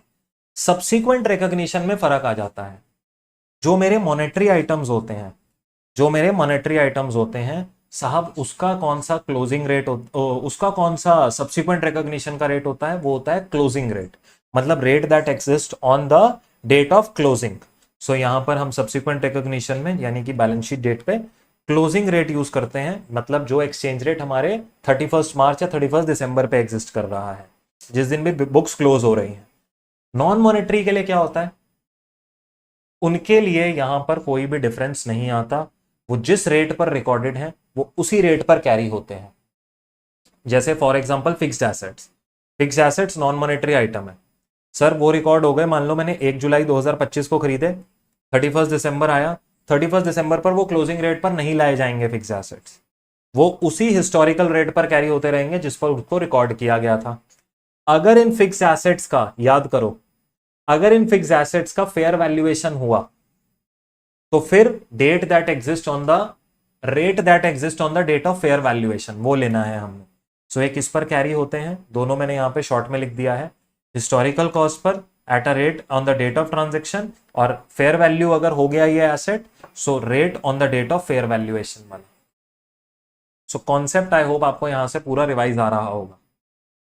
मेन इज कॉन्सेप्ट का रिवीजन आ जाए, वर्डिंग्स आप अपने क्लास नोट्स में से याद करिए, जो अगर आप मुझसे पढ़े हैं तो मेरे क्लास नोट्स होंगे, जिस भी टीचर से पढ़े हैं उनके क्लास नोट्स होंगे, तो वर्डिंग आपके वहीं से याद होने चाहिए, और अगर वो नहीं है तो आईसीआई मॉड्यूल पर जाइए आप। ठीक है जी सर। अच्छा, कंटिंजेंट लाइबिलिटी किस पे रिपोर्ट होती है, हमेशा क्लोजिंग रेट पे, ये अपने पास एक रख लेना। कहीं पर अगर कोई कन्वर्जन की बात आती है, जैसे फॉरेन ऑपरेशंस के क्वेश्चंस यूजुअली देखे जाते हैं, फॉरेन ऑपरेशंस के जो क्वेश्चंस होते हैं ना, वो ब्रांच अकाउंटिंग में डाल रहा है पिछले कई टाइम से, तो वहां पर वो कन्वर्जन के लिए बोलता है। सो ब्रांच अकाउंटिंग में जितना कन्वर्जन है वो सारा AS11 से ही मोटिवेटेड है। अगर आपको AS11 आता है तो ब्रांच अकाउंटिंग का जो फॉरेन ऑपरेशंस वाला पार्ट है वो आपका इजीली कवर होगा। ठीक है, चलिए। Exchange difference, again an important point. भाई एक्सचेंज डिफरेंस का क्या करना होता है, AS सीधा बोलता है, any exchange difference that arises due to difference between the rate that existed on the date of transaction and the rate that exists on the date of subsequent recognition, such difference is to be written off, या तो is to be recognized as an gain in P&L account, मतलब अगर वो profit हो रहा है, exchange gain हो रहा है, और it is to be recognized as an exchange loss in the year of that gain, मतलब जिस साल में अब तुम वो चीज कवर कर रहे हो ना, गेन और लॉस जो जिस साल में भी हो रहा है उसी साल में उसको इनकम एक्सपेंस की तरह रिकॉग्नाइज किया जाएगा। तो यहीं पर बोला है it is recognize as exchange as income और एक्सपेंस। इसका एक एक्सेप्शन है, क्या एक्सेप्शन है सर, इसका एक एक्सेप्शन है पैरा 46 से। पैरा 46 से क्या कहता है, देखो अगर ये तुम्हारा एक्सचेंज का जो डिफरेंस है ये अराइज हो रहा है long term foreign currency monetary items पे, अगर ये किस पे अराइज हो रहा है, long term foreign currency monetary items पे अराइज हो रहा है, and it relates to depreciable asset. तो जितना भी तुम्हारा एक्सचेंज का डिफरेंस अराइज हो रहा है दैट कैन आइदर, अगर भैया अगर फायदा हो रहा है तो वो एसेट की कॉस्ट को क्या होगा, बढ़ा देगा, asset debit to exchange gain कर देना। अगर लॉस हो रहा है तो एसेट की कॉस्ट को घटा देगा, एक्सचेंज डिफरेंस जो भी मैं अपने पास एक लॉस की तरह रिकॉग्नाइज कर रहा हूं टू एसेट कर देना। बात समझ में आ रही है, तो वो कह रहा है आइदर इट इज एडेड और deducted from the cost of asset. So ये बोल रहा है कि अगर कोई पैरा 46 से ने ये हमें एक्सेप्शन दिया है कि अगर long term foreign currency monetary item, ऐसे मॉनेटरी आइटम्स जो 12 महीने के ज्यादा मतलब टाइम तक मेरे बुक्स में एग्जिस्ट करने वाले हैं, और जैसे मैंने लोन ले लिया, loan for purchase of some fixed asset, तो मैंने लोन लिया $1,00,000 का और वो लोन मेरा पेबल है नेक्स्ट 5 ईयर्स, तो वो मेरे लिए क्या बनेगा, long term foreign currency monetary item. मेरे को एक फिक्स्ड अमाउंट देना है, एक लायबिलिटी है, ठीक है, और जो फॉरेन करेंसी में डोमिनेटेड है। तो अब इस लोन पर जो भी मुझे नुकसान हो रहा है या जो भी मुझे फायदा हो रहा है, उसको मैं क्या कर सकता हूं, दो चॉइसेस रहेंगे, या तो उसको as an income expense recognise कर लूं जो AS11 ने बोला, या फिर एज पर पैरा 46 है, या फिर एज पर पैरा 46 से मैं उसको क्या करूं, उसको अपने ये वाले एसेट के अंदर, जैसे अगर मान लेते हैं फॉर एग्जांपल मेरे को अगर नुकसान हो रहा है, तो मैं अपने पास एंट्री क्या करूंगा, एसेट अकाउंट में डेबिट कर दूंगा और अपने लोन अकाउंट को बढ़ा लूंगा। अगर मेरे को नुकसान हो रहा है, जैसे मान लेते हैं कि भैया मैंने लोन लिया था $1,00,000 का फॉर एग्जाम्पल, एक सिंपल एग्जाम्पल बनाते हैं, तब था रेट ₹10 का, आज ईयर एंड पर रेट हो गया है ₹11 का, तो मतलब मेरी लायबिलिटी ₹1 से बढ़ गई पर डॉलर की, तो मेरा ₹1,00,000 से लोन का आउटस्टैंडिंग बढ़ रहा है, तो मैं उसके अंदर क्या करूंगा, मेरा जो ये नुकसान हो रहा है मैं एसेट की कॉस्ट में ऐड कर दूंगा, और धीरे धीरे अब एसेट के डेप्रिसिएशन के साथ ही ऑटोमेटिकली PNL पे चार्ज होता रहेगा। वाइसा वर्सा, अगर गेन होता तो एसेट में कम हो जाता, एंट्री होती लोन टू एसेट, ठीक है। ये होता है डेप्रिशिएबल एसेट्स के लिए। लेकिन अगर यही चीज मैंने लिया होता एक नॉन डेप्रिशिएबल एसेट के लिए, या फिर किसी लायबिलिटी, अगर सिर्फ लोन लिया होता, किसी एसेट के लिए लोन नहीं है, सिर्फ लोन होता, कि मैंने bank account debit to loan किया होता, जनरल पर्पस के लिए लोन होता, किसी एसेट के लिए नहीं होता, या लोन लिया था लैंड के लिए, दोनों केसेस कवर होते हैं यहाँ पे। उस केस में अब कोई डेप्रिसिएशन तो लगेगी नहीं एसेट की, या कोई लोन का डेप्रिसिएशन तो होगा नहीं, तो उस केस में हम क्या करते हैं, इसको डालते हैं foreign currency monetary item translation difference account, फिर वो इस अकाउंट में जाकर बैठ जाता है, हम यहाँ पर एक्यूमुलेट करते हैं, फिर हमारा जितना भी गेन या लॉस होता है वो सब इधर डालते रहते हैं, और ये हमारे किसका पार्ट होता है, रिजर्व एंड सरप्लस का। बैलेंस शीट में रिजर्व एंड सरप्लस के हेडर के अंडर ये मेरे पास आता है। समझ में आ गई बात? जी सर, जी sir. Over the life of loan, अगर आपके दिमाग में आ रहा है कि सर अगर मैंने लोन लिया और मान लो नुकसान हुआ $1,00,000 का, यही सेम एग्जांपल, तो ओवर द जितना पीरियड आउटस्टैंडिंग है लोन का, प्रोपोर्शनेटली मैं उतना उतना PNL पे फिर धीरे धीरे चार्ज करता रहता हूँ उसको। ऐसा नहीं है मैं रिजर्व में डाल के रख दूंगा, अरे भाई उसको मैं PNL पे भी चार्ज करूंगा ना, तो over the life of loan जितना भी पीरियड अभी रह गया है रिमेनिंग का, उतने में मैं उसको अपोर्शन कर दूंगा। वो अपोर्शनमेंट मुझे देखना होगा कि मैं किस हिसाब से कर रहा हूं, उसका एक मैकेनिज्म बनाना होगा, एक सिस्टमैटिक मैनर बनाना होगा मुझे। चलिए, एक्सचेंज डिफरेंस की बात हो गई। यहां पर ना प्राइमरली मेरा जो फॉरेन करेंसी ट्रांजैक्शंस वाली बातें हैं ना वो खत्म हो जाती हैं, इतनी ही हैं। हमें AS में बड़ी पता है क्यों लगती है? AS में बाबा इसलिए बड़ी लगती हैं क्योंकि उसमें हम साथ में क्वेश्चंस कर रहे हैं, और डिटेल में और बहुत सारी चीजें लिखी होती हैं, इफ एंड बट्स लिखे होते हैं नोट्स में, जो अपने मेन क्लास के नोट्स हैं, तो वहां पर चीजें थोड़ी और डिटेल्ड में लिखी हैं। यहाँ पे तो मात्र कॉन्सेप्चुअल रिवीजन है, तो इसलिए आपको लग रहा है कि सर ये तो बस 1-1.5 पन्ने में ही खत्म हो गया है, ये 1-1.5 पन्ने का कॉन्सेप्ट। हम ऐसे ही घबरा रहे थे, ऐसे ही AS छोड़ रहे थे, जरूरत ही नहीं है छोड़ने की। समझ गए? Translation of foreign currency, foreign operations. अब फॉरेन ऑपरेशंस को अगर मैं लेट्स सपोज अप्रोच कर रहा हूं, मेरे को फॉरेन करेंसी ट्रांजैक्शंस का सबसे पहले ट्रीटमेंट पता होना चाहिए, that is the basic thing. अगर मुझे फॉरेन करेंसी ट्रांजैक्शंस का ट्रीटमेंट नहीं पता, मैं फॉरेन ऑपरेशंस में अटकूंगा। दो तरीके के फॉरेन ऑपरेशंस होते हैं भाई, जो आप यहाँ सीख रहे हो ना, ये एज इट इज ब्रांच में लगना है। अच्छा, दो तरीके के फॉरेन ऑपरेशन होते हैं बच्चे, इंटीग्रल, नॉन इंटीग्रल। इंटीग्रल ऐसे होते हैं जो मेरी ही एक्सटेंशन है, अगर मैं iVision का यहाँ पे बैठ के काम जैसे क्लासेस देने का कर रहा हूँ, फॉर एग्जांपल जैसे इंडिया में हम बैठे हैं और iVision जो है एजुकेशनल सर्विसेज प्रोवाइड कर रहा है CS CMA स्टूडेंट्स को, 12th 11th सबको, तो सर उसके बाद अगर मैं यहाँ पर अपना एक एक्सटेंशन खोलता हूँ, तो मेरा जो बिजनेस अगर मैं USA में जाकर ओपन करता हूँ, सो इंटीग्रल मैं किसको क्या कहता हूँ कि मैं जो यहाँ कर रहा हूँ मोर और लेस वो ऑपरेशंस भी वहां पर वही कर रहा है, मतलब वो भी एजुकेशन में ही डील कर रही है मेरी ब्रांच, तो उसको बोला जाता है, ब्रांच नहीं बोलता, मतलब जो भी मेरा एंटिटी है, मैं सब्सिडरी के फॉर्मेट में भी एग्जिस्ट कर सकता हूँ वहां पे, ये AS सब पर लागू होता है, ब्रांच इंक्लूडेड इसमें रहती है, तो वो मेरी ही एक तरीके से एक्सटेंशन है, मेरा ही एक इंटीग्रल पार्ट है, मुझसे अलग नहीं है। नॉन इंटीग्रल क्या होते हैं? भाई मेरे से वो ना, मतलब सिर्फ और सिर्फ क्या है कि एक तरीके से नाम के लिए कनेक्टेड है। वो जरूरी नहीं है सेम बिजनेस करें, जरूरी नहीं है मेरे साथ डील करें, जरूरी नहीं है मुझसे परचेज करें, मुझसे वो क्या बोलते हैं इसके अंदर फंडिंग ले, मुझसे पैसा ले, मुझे पैसा रिफंड करें, मेरे को पैसा रेमिट करें, सॉरी, जरूरी नहीं है। वो नॉन इंटीग्रल है, वो अपने आप चल रहा है, मेरा और उसका लिंकेज नहीं है। मात्र सिर्फ लिंकेज क्या है कि हम एक एंटिटी का पार्ट है। समझ गए? सो इंटीग्रल नॉन इंटीग्रल में ये बेसिक डिफरेंस होता है। इंटीग्रल मेरी ही एक्सटेंशन है। इसका ट्रांसलेशन कैसे होता है? जब इंटीग्रल ऑपरेशंस का मेरे पास ट्रायल बैलेंस आता है, इनका ट्रांसलेशन बिल्कुल ऐसे किया जाता है जैसे मैं अपना कर रहा हूं ट्रांसलेशन फॉरेन ऑपरेशंस का। मतलब जो मैंने पॉइंटर्स ऊपर करे हैं डिस्कस मॉनेटरी नॉन मॉनेटरी को लेकर, एज इज इस पर अप्लाई होते हैं। As if the transactions are entered by the reporting entity, यही माना जाता है। Follow all the rules in point 1 above, और जो भी गेन और लॉस होता है वो पीएनएल में ही चार्ज होता है। जो भी मैंने पॉइंटर्स यहां मॉनेटरी नॉन मॉनेटरी के डिस्कस करे थे, एज इज सेम वहां लग जाएंगे। एक पार्ट कवर हो गया। नॉन इंटीग्रल में क्या होता है? नॉन इंटीग्रल बेटा वो मेरा एक तरीके से कोई एक्सटेंशन नहीं है, वो अपना बिजनेस इंडिपेंडेंटली कैरी कर रहे हैं। हाँ, हम एक एंटिटी का पार्ट जरूर हो सकते हैं, लेकिन वो मेरे पर निर्भर नहीं है, डिपेंडेंट नहीं है, मेरे से कोई उसका लिंकेज नहीं है। बस हम एक एंटिटी में एग्जिस्ट करते हैं दोनों। अब ऐसी जो नॉन इंटीग्रल फॉरेन ऑपरेशंस हैं, अगर वो एचओ के पास आ रही हैं, उनका उनका कन्वर्जन कैसे होता है? बहुत ही बढ़िया इस्लाम, बहुत ही बढ़िया निकिता। उनका कन्वर्जन कैसे होता है? जितने भी एसेट लायबिलिटी हैं, चाहे मॉनेटरी हो चाहे नॉन मॉनेटरी हो, सभी को क्लोजिंग रेट पर लाया जाता है। मॉनेटरी नॉन मॉनेटरी कुछ भी हो, क्लोजिंग रेट पे ही कन्वर्जन होता है उनका। उनका वो बात है ही नहीं कि भाई मॉनेटरी को क्लोजिंग रेट पर लाएंगे, नॉन मॉनेटरी को डेट ऑफ ट्रांजेक्शन पे रखेंगे, नथिंग डूइंग। यहां पर सब क्लोजिंग रेट पर आएंगे। इनकम एक्सपेंसेस को कैसे कन्वर्ट करते हैं? Rate on the date of transaction वाला लिया जाता है।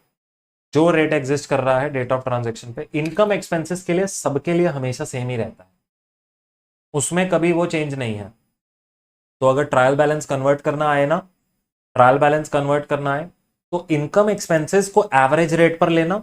अगर कुछ भी नहीं दिया हो तो ओपनिंग क्लोजिंग का प्लस करके डिवाइड बाय 2 कर देना। इनकम एक्सपेंसेस जैसे परचेज, सेल, रेंट, इलेक्ट्रिसिटी, ये जो सारी चीजें हो, वेजेस वगैरह, ये सब एवरेज रेट पे लेना। अगर वो कहता है नॉन इंटीग्रल है तो एसेट लाइबिलिटी को सबको क्लोजिंग रेट पे कन्वर्ट करना।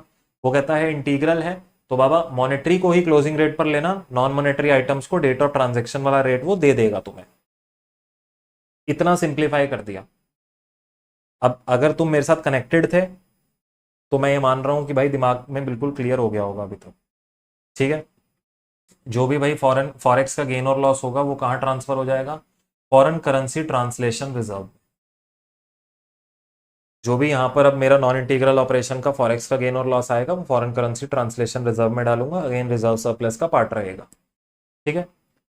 इसके बाद एक पॉइंट आता है चेंज इन क्लासिफिकेशन को लेकर। अगर इंटीग्रल नॉन इंटीग्रल बन जाए और नॉन इंटीग्रल इंटीग्रल बन जाए, मतलब उन्होंने अपना टाइप ऑफ ऑपरेशन चेंज कर दिया। अभी वो मेरे पर डिपेंडेंट था, मेरे साथ बिजनेस कर रहा था, मेरे से ही चीजें ले रहा था, आगे बेच रहा था, मुझे रिमिट कर रहा था। अब वैसा नहीं रहा, वो खुद इंडिपेंडेंट हो जा रहा है, अब वो नॉन इंटीग्रल बन रहा है। उस केस में क्या होगा? अगर इंटीग्रल से नॉन इंटीग्रल जाता है, अभी तक क्या होता था? इंटीग्रल में तो मॉनेटरी आइटम क्लोजिंग रेट पे, नॉन मॉनेटरी किस रेट पे? डेट ऑफ ट्रांजेक्शन पे। नॉन इंटीग्रल में क्या हो जाएगा? Transfer the exchange difference to foreign currency translation reserve. अब ये तो मैंने सिर्फ उसका कोर लिखा है, बैकग्राउंड समझा देता हूं। नॉन इंटीग्रल में जाएगा तो क्या बदलाव आ जाएगा? देखो इंटीग्रल में क्या था? मॉनेटरी आइटम क्लोजिंग रेट पे, नॉन मॉनेटरी आइटम क्या थे? डेट ऑफ ट्रांजेक्शन वाले। नॉन इंटीग्रल में क्या होगा? मॉनेटरी आइटम तो क्लोजिंग पे ही रहेंगे, नॉन मॉनेटरी भी क्लोजिंग रेट पर आ जाएंगे। तो फर्क किस में आया? नॉन मॉनेटरी आइटम्स पे। इसमें मुझे याद है कि मैंने क्लास में डिटेल डिस्कशन किया था। तो इन दोनों पे जो फर्क आ रहा है, क्योंकि यहां पर एक कन्वर्जन का डिफरेंस आएगा। पहले मेरे पास वो डेट ऑफ ट्रांजेक्शन पर कैरी हो रहे थे, अब मैं क्लोजिंग रेट पर अगर उनको अपनी बुक्स में लेकर आऊंगा तो विजावी जो मैंने पिछली बार कन्वर्ट किया था वर्सेस अभी, मेरे पास एक फॉरेक्स का गेन और लॉस जनरेट होगा। वो उसी फॉरेक्स के गेन और लॉस को बोलता है फॉरेन करेंसी ट्रांसलेशन रिजर्व में लेकर जाना। ठीक है? और अगर मैं नॉन इंटीग्रल से इंटीग्रल पे जा रहा हूं तो भाई मॉनेटरी आइटम के लिए तो फिर कुछ नहीं बदलेगा, नॉन मॉनेटरी वालों के लिए क्या होगा? अभी तक वो क्लोजिंग रेट पे हो रहे थे, अब वो डेट ऑफ ट्रांजेक्शन पे रहेंगे। अब मुझे तो नहीं पता कब खरीदा था उन्हें, तो इसीलिए एएस ने ये बोल दिया कि जो भी जिस दिन भी आप कन्वर्ट कर रहे हो ना, उस दिन को आप उसका हिस्टोरिकल जैसे वो एक्विजिशन डेट या हिस्टोरिकल उसका रेट उस दिन का कंसिडर कर लेना जिस दिन उसका कन्वर्जन हो रहा है ये नॉन इंटीग्रल से इंटीग्रल में। So translated amount of non monetary item treated as historical cost. जिस दिन आप कन्वर्ट कर रहे हो उस दिन उसको आप एक तरीके से अपने पास मान लेना कि ये डेट है जो इसका हिस्टोरिकल कॉस्ट है, जो आज उसका कन्वर्जन कॉस्ट आ रहा है, और फ्यूचर में चलते हो उससे कंपेयर करना। नहीं तो तुम्हें तो नहीं पता ना, अब नॉन इंटीग्रल ऑपरेशन था पहले, कब डेट ऑफ परचेज क्या था, डेट ऑफ ट्रांजेक्शन क्या था, ओरिजिनल रेट क्या था। तो इसलिए जिस दिन तुम उसको कन्वर्ट कर रहे हो इंटीग्रल में, उस दिन जो उसकी हिस्टोरिकल कॉस्ट आ रही है उसको अपने पास एक बेस रेट की तरह, बेस कॉस्ट की तरह रख लेना, उसके आगे कन्वर्ट करना। और फिर जब आगे कन्वर्ट होगा तो इंटीग्रल बन चुका है वो, तो जो भी गेन और लॉस आएगा वो कहाँ जाएगा, पीएनएल में जाएगा। ये है इसकी बात। हाँ, डेट ऑफ चेंज को हम उसकी हिस्टोरिकल कॉस्ट उस दिन वाली कंसिडर कर लेंगे, डेट ऑफ चेंज वाली। चलो लास्ट मेरे पास रहता है बेटा forward exchange contracts. Forward exchange contracts दो तरीके के होते हैं। एक होते हैं जहां मुझे रियली में फॉरेन करेंसी की रिक्वायरमेंट होती है। कब होती है, जब वो क्वेश्चन में बोल देगा कि मैंने गुड्स परचेज करे हैं and I have to make a payment after 6 months, तो वो कहेगा मैं फॉरवर्ड एक्सचेंज कॉन्ट्रैक्ट कर रहा हूं ताकि मैं 6 महीने के बाद पेमेंट करवा सकूं। ऐसे कॉन्ट्रैक्ट्स होते हैं जो ट्रेडिंग और स्पेक्यूलेटिंग पर्पस वाले नहीं होते, जहां मुझे रियली में जरूरत होती है। दूसरे कॉन्ट्रैक्ट्स होते हैं ट्रेडिंग और स्पेक्यूलेशन वाले। बाबा वो कौन से होते हैं, जो सट्टेबाज बैठे हैं, जो ये कह रहे हैं आज डॉलर का रेट इतना है, मैं सट्टा लगाता हूं आज के बाद, आज से 3 महीने बाद इतना होगा। तो बैंक भी उनके साथ ट्रेडिंग स्पेक्यूलेशन वाला काम करता है। वहां रियल सेटलमेंट नहीं होता कॉन्ट्रैक्ट्स का, सिर्फ जो गेन और लॉस होता है वो सेटल होता है। अब मान लीजिए मैंने आज, जैसे फॉर एग्जांपल आज डॉलर का रेट चल रहा है 80 रुपए फॉर एग्जांपल, ठीक है, और मैं सट्टा लगाता हूं कि भैया आज से 3 महीने के बाद 81 हो जाएगा। अब यहां से लेकर यहां तक मैं बैंक को बोल रहा हूं कि मैं आज से 3 महीने के बाद आपसे 1 लाख डॉलर खरीदूंगा 81 के रेट पे। बैंक कह रहा है ठीक है।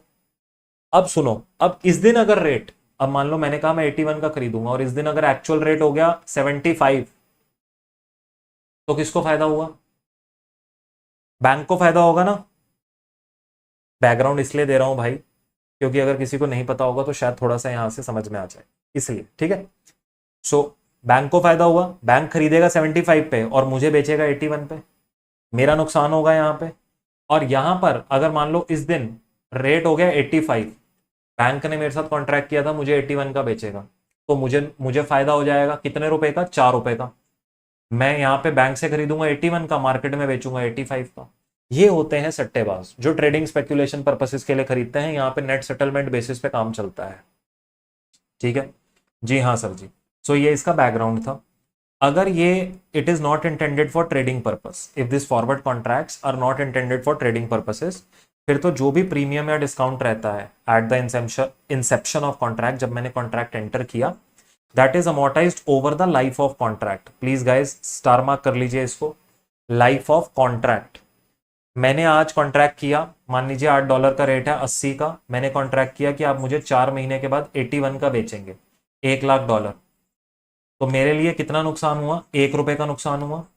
तो मेरे लिए टोटल लॉस था 1 लाख रुपए का। लाइफ ऑफ कॉन्ट्रैक्ट कितना था, 4 महीने। तो मैं इसको 4 महीने पे डिवाइड करके हर महीने का 25,000 राइट ऑफ करूंगा। एग्जाम्पल भी बता दिया।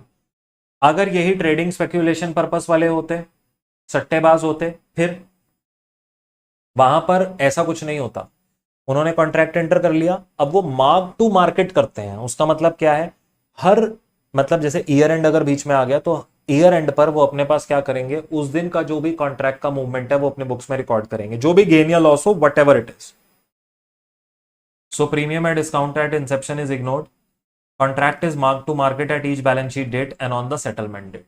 तो मैंने 80 का मान लीजिए मैंने अपने पास कॉन्ट्रैक्ट एंटर किया था 81 पे खरीदने का। अब कॉन्ट्रैक्ट अब मान लेते हैं कि अपने पास, मैंने बैंक को कहा था मैं आपसे 81 का खरीदूंगा, 31 मार्च पर मैं गया और रेट हो गया 83 का। मेरे लिए तो फायदा है, तो मैं 2 रुपए का गेन अपने बुक्स में रिकॉर्ड कर लूंगा। मैं कहूंगा यार बढ़िया हो गया, मेरे को फायदा हो रहा है ना यार, मैंने बैंक को कहा मैं 81 का खरीदूंगा और आज रेट हो चुका है 83, बल्ले बल्ले बल्ले बल्ले, मेरे तो मजे हो गए। मैं बैंक से खरीदूंगा 81 का, मार्केट में बेचूंगा 83 का, $1 लाख होंगे, 2 लाख रुपए ऐसे ही जेब में डालूंगा, समझे। तो ये मार्क टू मार्केट चलता रहता है। फाइनल सेटलमेंट डेट पे मान लो ये रेट हो गया 79, सेटलमेंट आई थी 31 ऑफ मई पे, अब मैंने यहाँ पे 2 लाख का गेन रिकॉर्ड किया था, मैं 83 पे ले आया था अपने कॉन्ट्रैक्ट को गेन मानकर, अब 83 से सीधा 79, मतलब $4 पर डॉलर पे, $1 लाख पे 4 लाख का नुकसान रिकॉर्ड करूंगा। So these are mark to market. ये सट्टेबाज क्या करते हैं, मार्क टू मार्केट पर, ट्रेडर्स और सट्टेबाज जो होते हैं मार्क टू मार्केट पर अपने कॉन्ट्रैक्ट्स को रखते हैं। चलिए इस पर यहां पर ना इसका कॉन्सेप्ट खत्म होता है मेरे बेटे, कॉन्सेप्ट खत्म होता है। Karna Limited, an Indian company, has the following foreign currency transactions during the year 22-23. On 1st of July, imported goods from Try. Import किया goods माने परचेज कर रहे हैं, German based company, amounting to 30,96,000। यहाँ purchase of goods है। 1st October पर they imported plant and machinery from Lucy limited, a German based company, for this 18,500 euro. ये import किया तो मतलब परचेज ऑफ एसेट है।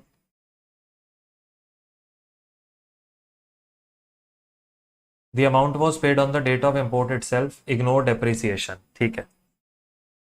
On 1st of December 22, they exported goods on credit to Cream Limited, a German-based company, amounting to इतना। Export किया माने cell of goods है। आगे बोल रहा है all the above transactions were recorded in the books of accounts at prevailing exchange rate on the date of transaction, ignore taxes and duties on above transaction। Payment due from Cream Limited and payment due to Tri limited, यहां Tri था, ये रहा try, ये रहा try और ये रहा cream. सो जो भी उनको पेमेंट ड्यू थी is outstanding on 31st of March 23, मतलब डेटर क्रेडिटर है ये मेरे। Rate of exchange of reporting currency and foreign currency on different dates was as follows: 1 July, 1 October, 1 December, 31 March. You are required to show at what value these items will appear in balance sheet on 31st March 23। अब देखो मैंने तुम्हें starting of this as में बोला था,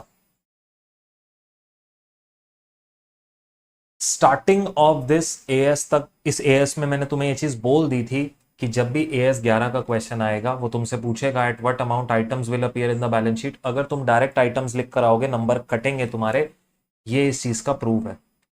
देखो मैं फिर बोलूंगा, PYQ RTP MTP बहुत जरूरी है। अगर तुम iVision प्रैक्टिस मैनुअल नहीं भी मंगवा रहे हो, कम से कम 3 PYQ, 3 RTP, 3 mock test papers देखना, कम से कम। इसमें 5-5 हैं, मोर देन इनफ है 5, लेकिन कम से कम 3 देख कर जाना। समझ में आई बात? ये देखो यहाँ पर क्या पता लगा यहाँ से देखने में कि सर AS 11 के जब भी क्वेश्चंस आ रहे हैं, अब ये तो सिंपल है ना यार, क्या क्लोजिंग बैलेंस होगा, 5 नंबर का सवाल है, तो यहाँ पर क्या बिल्टअप करेगा, वो सारा आपको एएस का एक समरी देगा फॉरेन करेंसी ट्रांजैक्शंस का, कि फॉरेन करेंसी ट्रांजैक्शंस जब वो एंटर होती हैं, they are recorded at the date of transaction, they are converted और translated at the rate that exist on the date of transaction. In case of monetary items subsequent recognition कैसे होता है, at the closing rate. Non monetary items के लिए they are reported at their date of transaction वाला rate. Yes, यही सारी बातें इसने यहाँ पर लिखी होंगी। ये रहा, foreign currency monetary items are reported using the closing rate. Non-monetary items which are carried at historical cost are dominated in foreign currency should be reported using exchange rate at the date of transaction। जो भी exchange difference arise होगा वो P&L में जाएगा। Exchange difference arising on settlement of monetary items at different, देखो, on reporting an enterprise monetary item at rate different from those that was initially recorded during the period और in the previous financial statement should be recognised as income and expense. कितने प्यारे तरीके से उसने फिर build किया है answer. अब अगर मैं सीधा लिख कर आता हूं, सीधा लिख कर आता हूं कि भैया exchange difference would be shown as income और एक्सपेंस इन P&L अकाउंट, फिर नंबर नहीं मिलते ना। फिर हम पूछते हैं क्यों नंबर नहीं मिल रहे, भाई ये एएस की लैंग्वेज है सर, मेरे को रटनी पड़ेगी। यार देखो सीरियसली, अगर आप, फिर बोलूंगा यार अच्छा नहीं लगता, अगर आपने मेरे से पढ़ा है तो मैंने आपको क्लास में जितने क्वेश्चंस करवाए वहां पर मैंने कम से कम नहीं तो इस एएस के 15 से ज्यादा क्वेश्चंस क्लास में करवाए हैं, 15 over and above ICI module PYQ RTP MTP में। तो भाई वहां पर हर जगह मैंने यही चीज सेम रिपीट करी और यही लैंग्वेज रिपीट करी ताकि तुम्हें रट जाए ये लैंग्वेज सिंप्लीफाई करके। हाँ, हाथों से आंसू निकलवा दिए थे सर, हाँ, तो वहां पर अगर हाथों से आंसू निकले थे तो भाई फिर कोई रीजन था ना, ये रीजन था। हम सिंपल लिख कर आते हैं exchange difference should be shown as income expense in P&L, बाबा वो काटता है फिर नंबर। क्यों तुमने एएस का लैंग्वेज नहीं लिखा? अरे सर इंस्टीट्यूट क्या कहता है कि एएस का रटना पड़ेगा हमें। हाँ रटना पड़ेगा, रटना पड़ेगा तुम्हें। हर एएस में एक दो पैराग्राफ्स होते हैं जो मोस्ट इंपॉर्टेंट होते हैं। जब मैं ये पढ़ा रहा था मैंने तुम्हें रिवीजन में भी बोला कि ये एक सबसे इंपॉर्टेंट पार्ट है मॉनेटरी, नॉन मॉनेटरी और एक्सचेंज डिफरेंस का। इसका जो पोर्शन है वो बुक में से जाके रटो। नहीं अच्छा लगता बोलने में, बट क्या करें सर, चाहिए पेपर पास करने के लिए। निकाले यहां पर एक्सचेंज का जो भी मेरा डिफरेंस है। देखिए यार, ये जो था इसने क्या बोला है, क्लोजिंग किस रेट पर रिपोर्ट होंगे, to show at what value above items will appear. अब यहां पर जो मेरा क्रेडिटर है ये मॉनेटरी आइटम है, तो ये मेरा किस वैल्यू पे आएगा बेटा, क्लोजिंग रेट पे आएगा। कैसे निकालूंगा क्लोजिंग रेट, यहां पे लिखता हूं। मैंने जब परचेज किया था उस दिन रेट क्या था, 1 जुलाई को 86, तो मैंने यहां से यूरो निकाल लिए, कितने यूरो थे, और क्लोजिंग रेट क्या है 90 रुपए इंटू 90। ये इतनी वैल्यू पर रिपोर्ट होगा मेरे पास मेरी बुक्स में। फिक्स्ड एसेट्स जो मैंने परचेज करे हैं, प्लांट और मशीनरी, इसका मैंने पेमेंट करवा दिया है तो कोई ड्यू नहीं बचा। तो ये मेरे 18,500 यूरो किस डेट पे परचेज किया था, 1 अक्टूबर पे। तो 18,500 यूरो इंटू 1 अक्टूबर 88, ये 88 के रेट पे आएगा। ये इनकी क्लोजिंग वैल्यूज बता रहा हूँ। ये नॉन मॉनेटरी आइटम है बेटा, this is non monetary item. और जो ये डेटर है जिसको मैंने क्रेडिट पे सेल किया है, अगेन ये भी क्लोजिंग, ये मॉनेटरी आइटम है। इसके लिए क्या होगा, ये देखो, ये जो 50,40,000 है, 1 दिसंबर को रेट था 84 इंटू क्लोजिंग रेट 90। ये इतने पे रिपोर्ट होगा, ये इतने पे रिपोर्ट होगा। ये देख लो यहाँ पर इन्होंने भी यही किया होगा मोस्ट लाइकली। ट्रेड पेबल, हाँ यही है, 86 से डिवाइड, 90 से मल्टीप्लाई। ये 8500 यूरो 88 से मल्टीप्लाई जो डेट ऑफ ट्रांजेक्शन वाला रेट है, और ये 84 से डिवाइड 90 से मल्टीप्लाई 54 लाख, सेम है। To calculate the amount of gain और लॉस, अब गेन और लॉस किस पर होगा, सिर्फ मॉनेटरी आइटम्स पे होगा, तो माने मेरे डेटर क्रेडिटर पर होगा। कैसे निकलेगा, सिंपल है ना यार। यहाँ से जब मेरा यहाँ पर डिफरेंस आ रहा है, ये कितना आ रहा है, अब तो बहुत ही गंदा हो गया यहाँ पे, इसको थोड़ा साफ कर दें ज़रा। ये देखो, ये मेरा क्रेडिटर था, सो मैं यहाँ पर सबसे पहले तो यूरो निकालूंगा। मेरे कितने यूरो बनते हैं, डिवाइडेड बाय 86, जब मेरा रेट था तो 30,96,000 divided by 86, this is 36,000 euro. अब मेरा रेट क्या हो गया, मेरा यहाँ पर क्रेडिटर को पेमेंट है, अगर रेट बढ़ा तो मुझे ज़्यादा पैसा देना पड़ेगा। तो 90 रुपए का रेट हो गया 86 से, 4 रुपए का नुकसान हुआ, तो यहाँ पर कितना लॉस आया है, 1,44,000 का,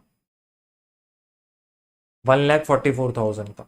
और डेटर के केस में क्या है, अगर रेट बढ़ेगा तो मुझे ज़्यादा पेमेंट आएगा, मजे हो गए फिर तो। 50,40,000 डिवाइडेड बाय 84, पहले निकालो यूरो कितने हैं, यूरो हैं 60,000। अब 60,000 यूरो पर जो मेरा रेट का मूवमेंट है, मेरे को 90 रुपीज़ के हिसाब से पेमेंट मिलेगा, मैंने सेल किया था 84, तो 6 रुपए के हिसाब से 3,60,000 मेरा गेन हो गया, 3,60,000 गेन हो गया। ये रहा 1,44,000 का लॉस ट्राई पे, और 3,60,000 का गेन क्रीम के साथ। ये वाला एएस भी खत्म हो गया है। आई होप मेरे नन्हे मुन्नो आप लोगों के लिए ये सारी चीज़ें सिंप्लीफाई हो गई होंगी। कोई एक बच्चा जो ये पूरा सेशन जिसने भी देखा है अपने पास टाइम स्टैम्प्स छोड़ देना बाकी बच्चों के लिए कमेंट सेक्शन में। अब अपने पास स्टार्ट करते हैं मेरे नन्हे मुन्नो AS5। बहुत सिंपल एएस है। देखो बेटा, रियलिटी बोलूं, ये एएस अपने पास लेटली अभी नहीं पूछा गया है। रिवीजन स्टार्ट करते हैं। ओवरऑल मैंने एएस को 5 पार्ट्स में डिवाइड किया है। देखो यार, ये एएस का नाम क्या है, नेट प्रॉफिट और loss for the period, prior period item and changes in accounting policies. तो ब्रॉडली जो मेरे पीएनएल में जितने भी चीजें चल रही है ना, ब्रॉडली पीएनएल की सारी चीजों के बारे में एएस ये वाला जो है मैक्सिमम चीजों के बारे में ये बात करता है। जितनी भी चीजें मेरी एक्स्ट्राऑर्डिनरी आइटम, एक्सेप्शनल आइटम तक है ना, मतलब टैक्स से पहले पहले वाली, शेड्यूल 3 आपको याद है हमने देखा था।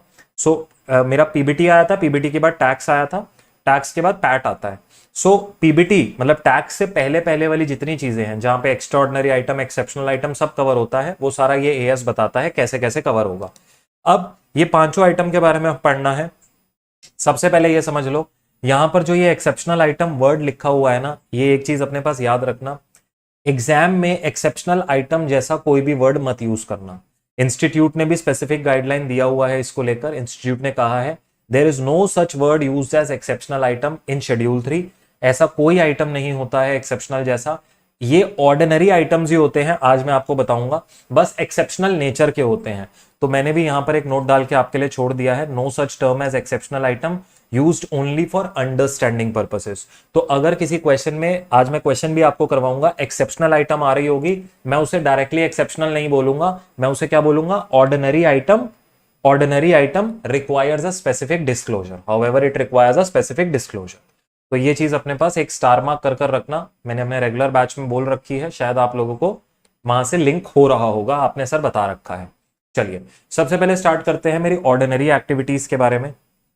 ऑर्डिनरी एक्टिविटी, भाई प्रॉफिट और लॉस फ्रॉम ऑर्डिनरी एक्टिविटी के लिए क्या बोलता है, कहता है जितना इनकम और एक्सपेंस है, all the income and expenses would be included in PNL account for the computation of profit और लॉस फॉर द पीरियड।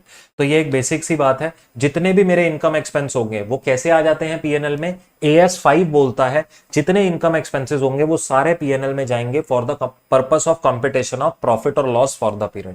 तो यहां लिख भी दिया है, income expense incurred in normal course of business, they are included in determination of net profit और loss for the period. तो यहां पर देखिए जो बेसिस है ना हमारा, जब हम बोलते हैं कि भाई हम पीएनएल बना रहे हैं, सो अगर कोई पूछे उसका बेसिस क्या है, कहो शेड्यूल AS5 से हमारे पास ये बात आती है कि जितने भी मेरे इनकम एक्सपेंस है फॉर द पीरियड वो सब पीएनएल में आएंगे। अगली बात हमारे पास ये आती है कि सर वो तो ऑर्डिनरी आइटम्स हो गई जो आएंगी, अगर मेरे पास कुछ एक्स्ट्रा ऑर्डिनरी आइटम्स अवेलेबल हो मेरे ट्रायल बैलेंस में, उसका क्या होगा।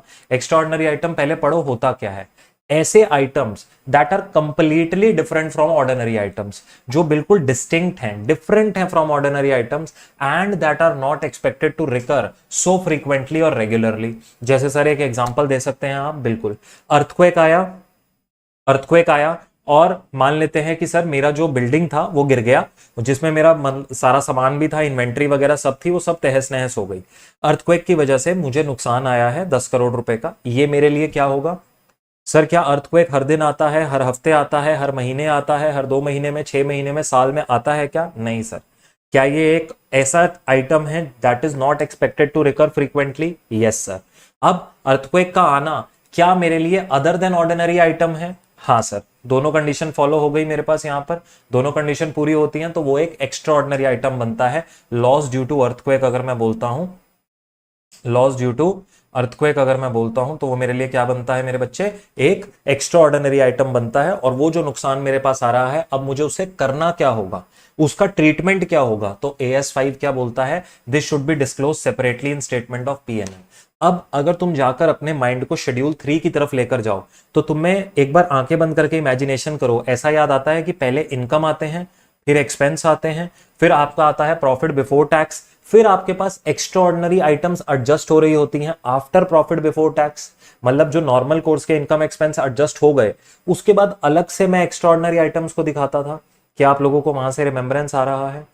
ये वही बात देखो कहां से बैक्ड अप है, AS5 से बैक्ड अप है। AS5 ने कहा था it should be disclose separately in PNL, इसीलिए मैंने उसको एक्सपेंसेस के साथ इंक्लूड नहीं किया था।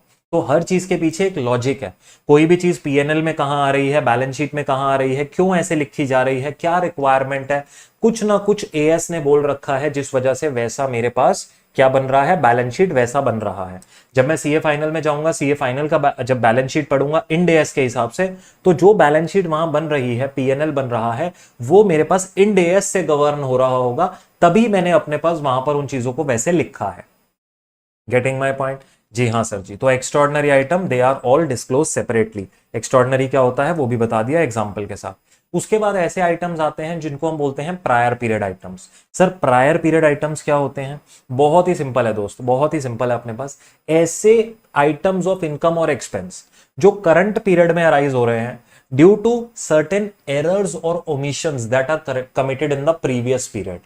सर यहां पर तो मैं अपने पास एक बहुत इजी एग्जांपल दे सकता हूं आपको। तुमने सीए फाउंडेशन में रेक्टिफिकेशन ऑफ एरर पढ़ा था? हाँ सर पढ़ा था। वहां पे स्टेज 3 आता था? हाँ सर आता था स्टेज 3। स्टेज 3 क्या था? The errors that are corrected after preparation of final accounts, that means in the next accounting period.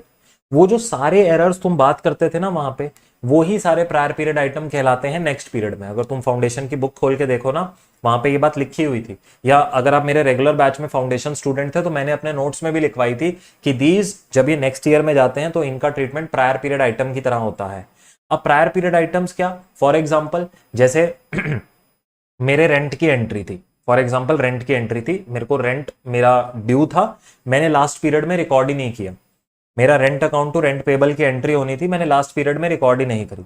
अब रेंट तो पिछले पीरियड का था, मैं करंट पीरियड में रिकॉर्ड कर रहा हूं, इसको क्या बोलूंगा, प्रायर पीरियड आइटम।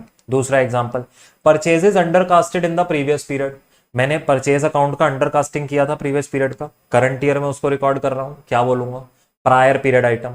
सर मैं क्या इसको इस बार का इनकम एक्सपेंस में इंक्लूड कर सकता हूं, नहीं कर सकता। क्यों, क्योंकि अगर मैंने कर दिया तो मेरे करंट ईयर का पीएनएल खराब हो जाएगा, गलत आ जाएगा उसका प्रॉफिट।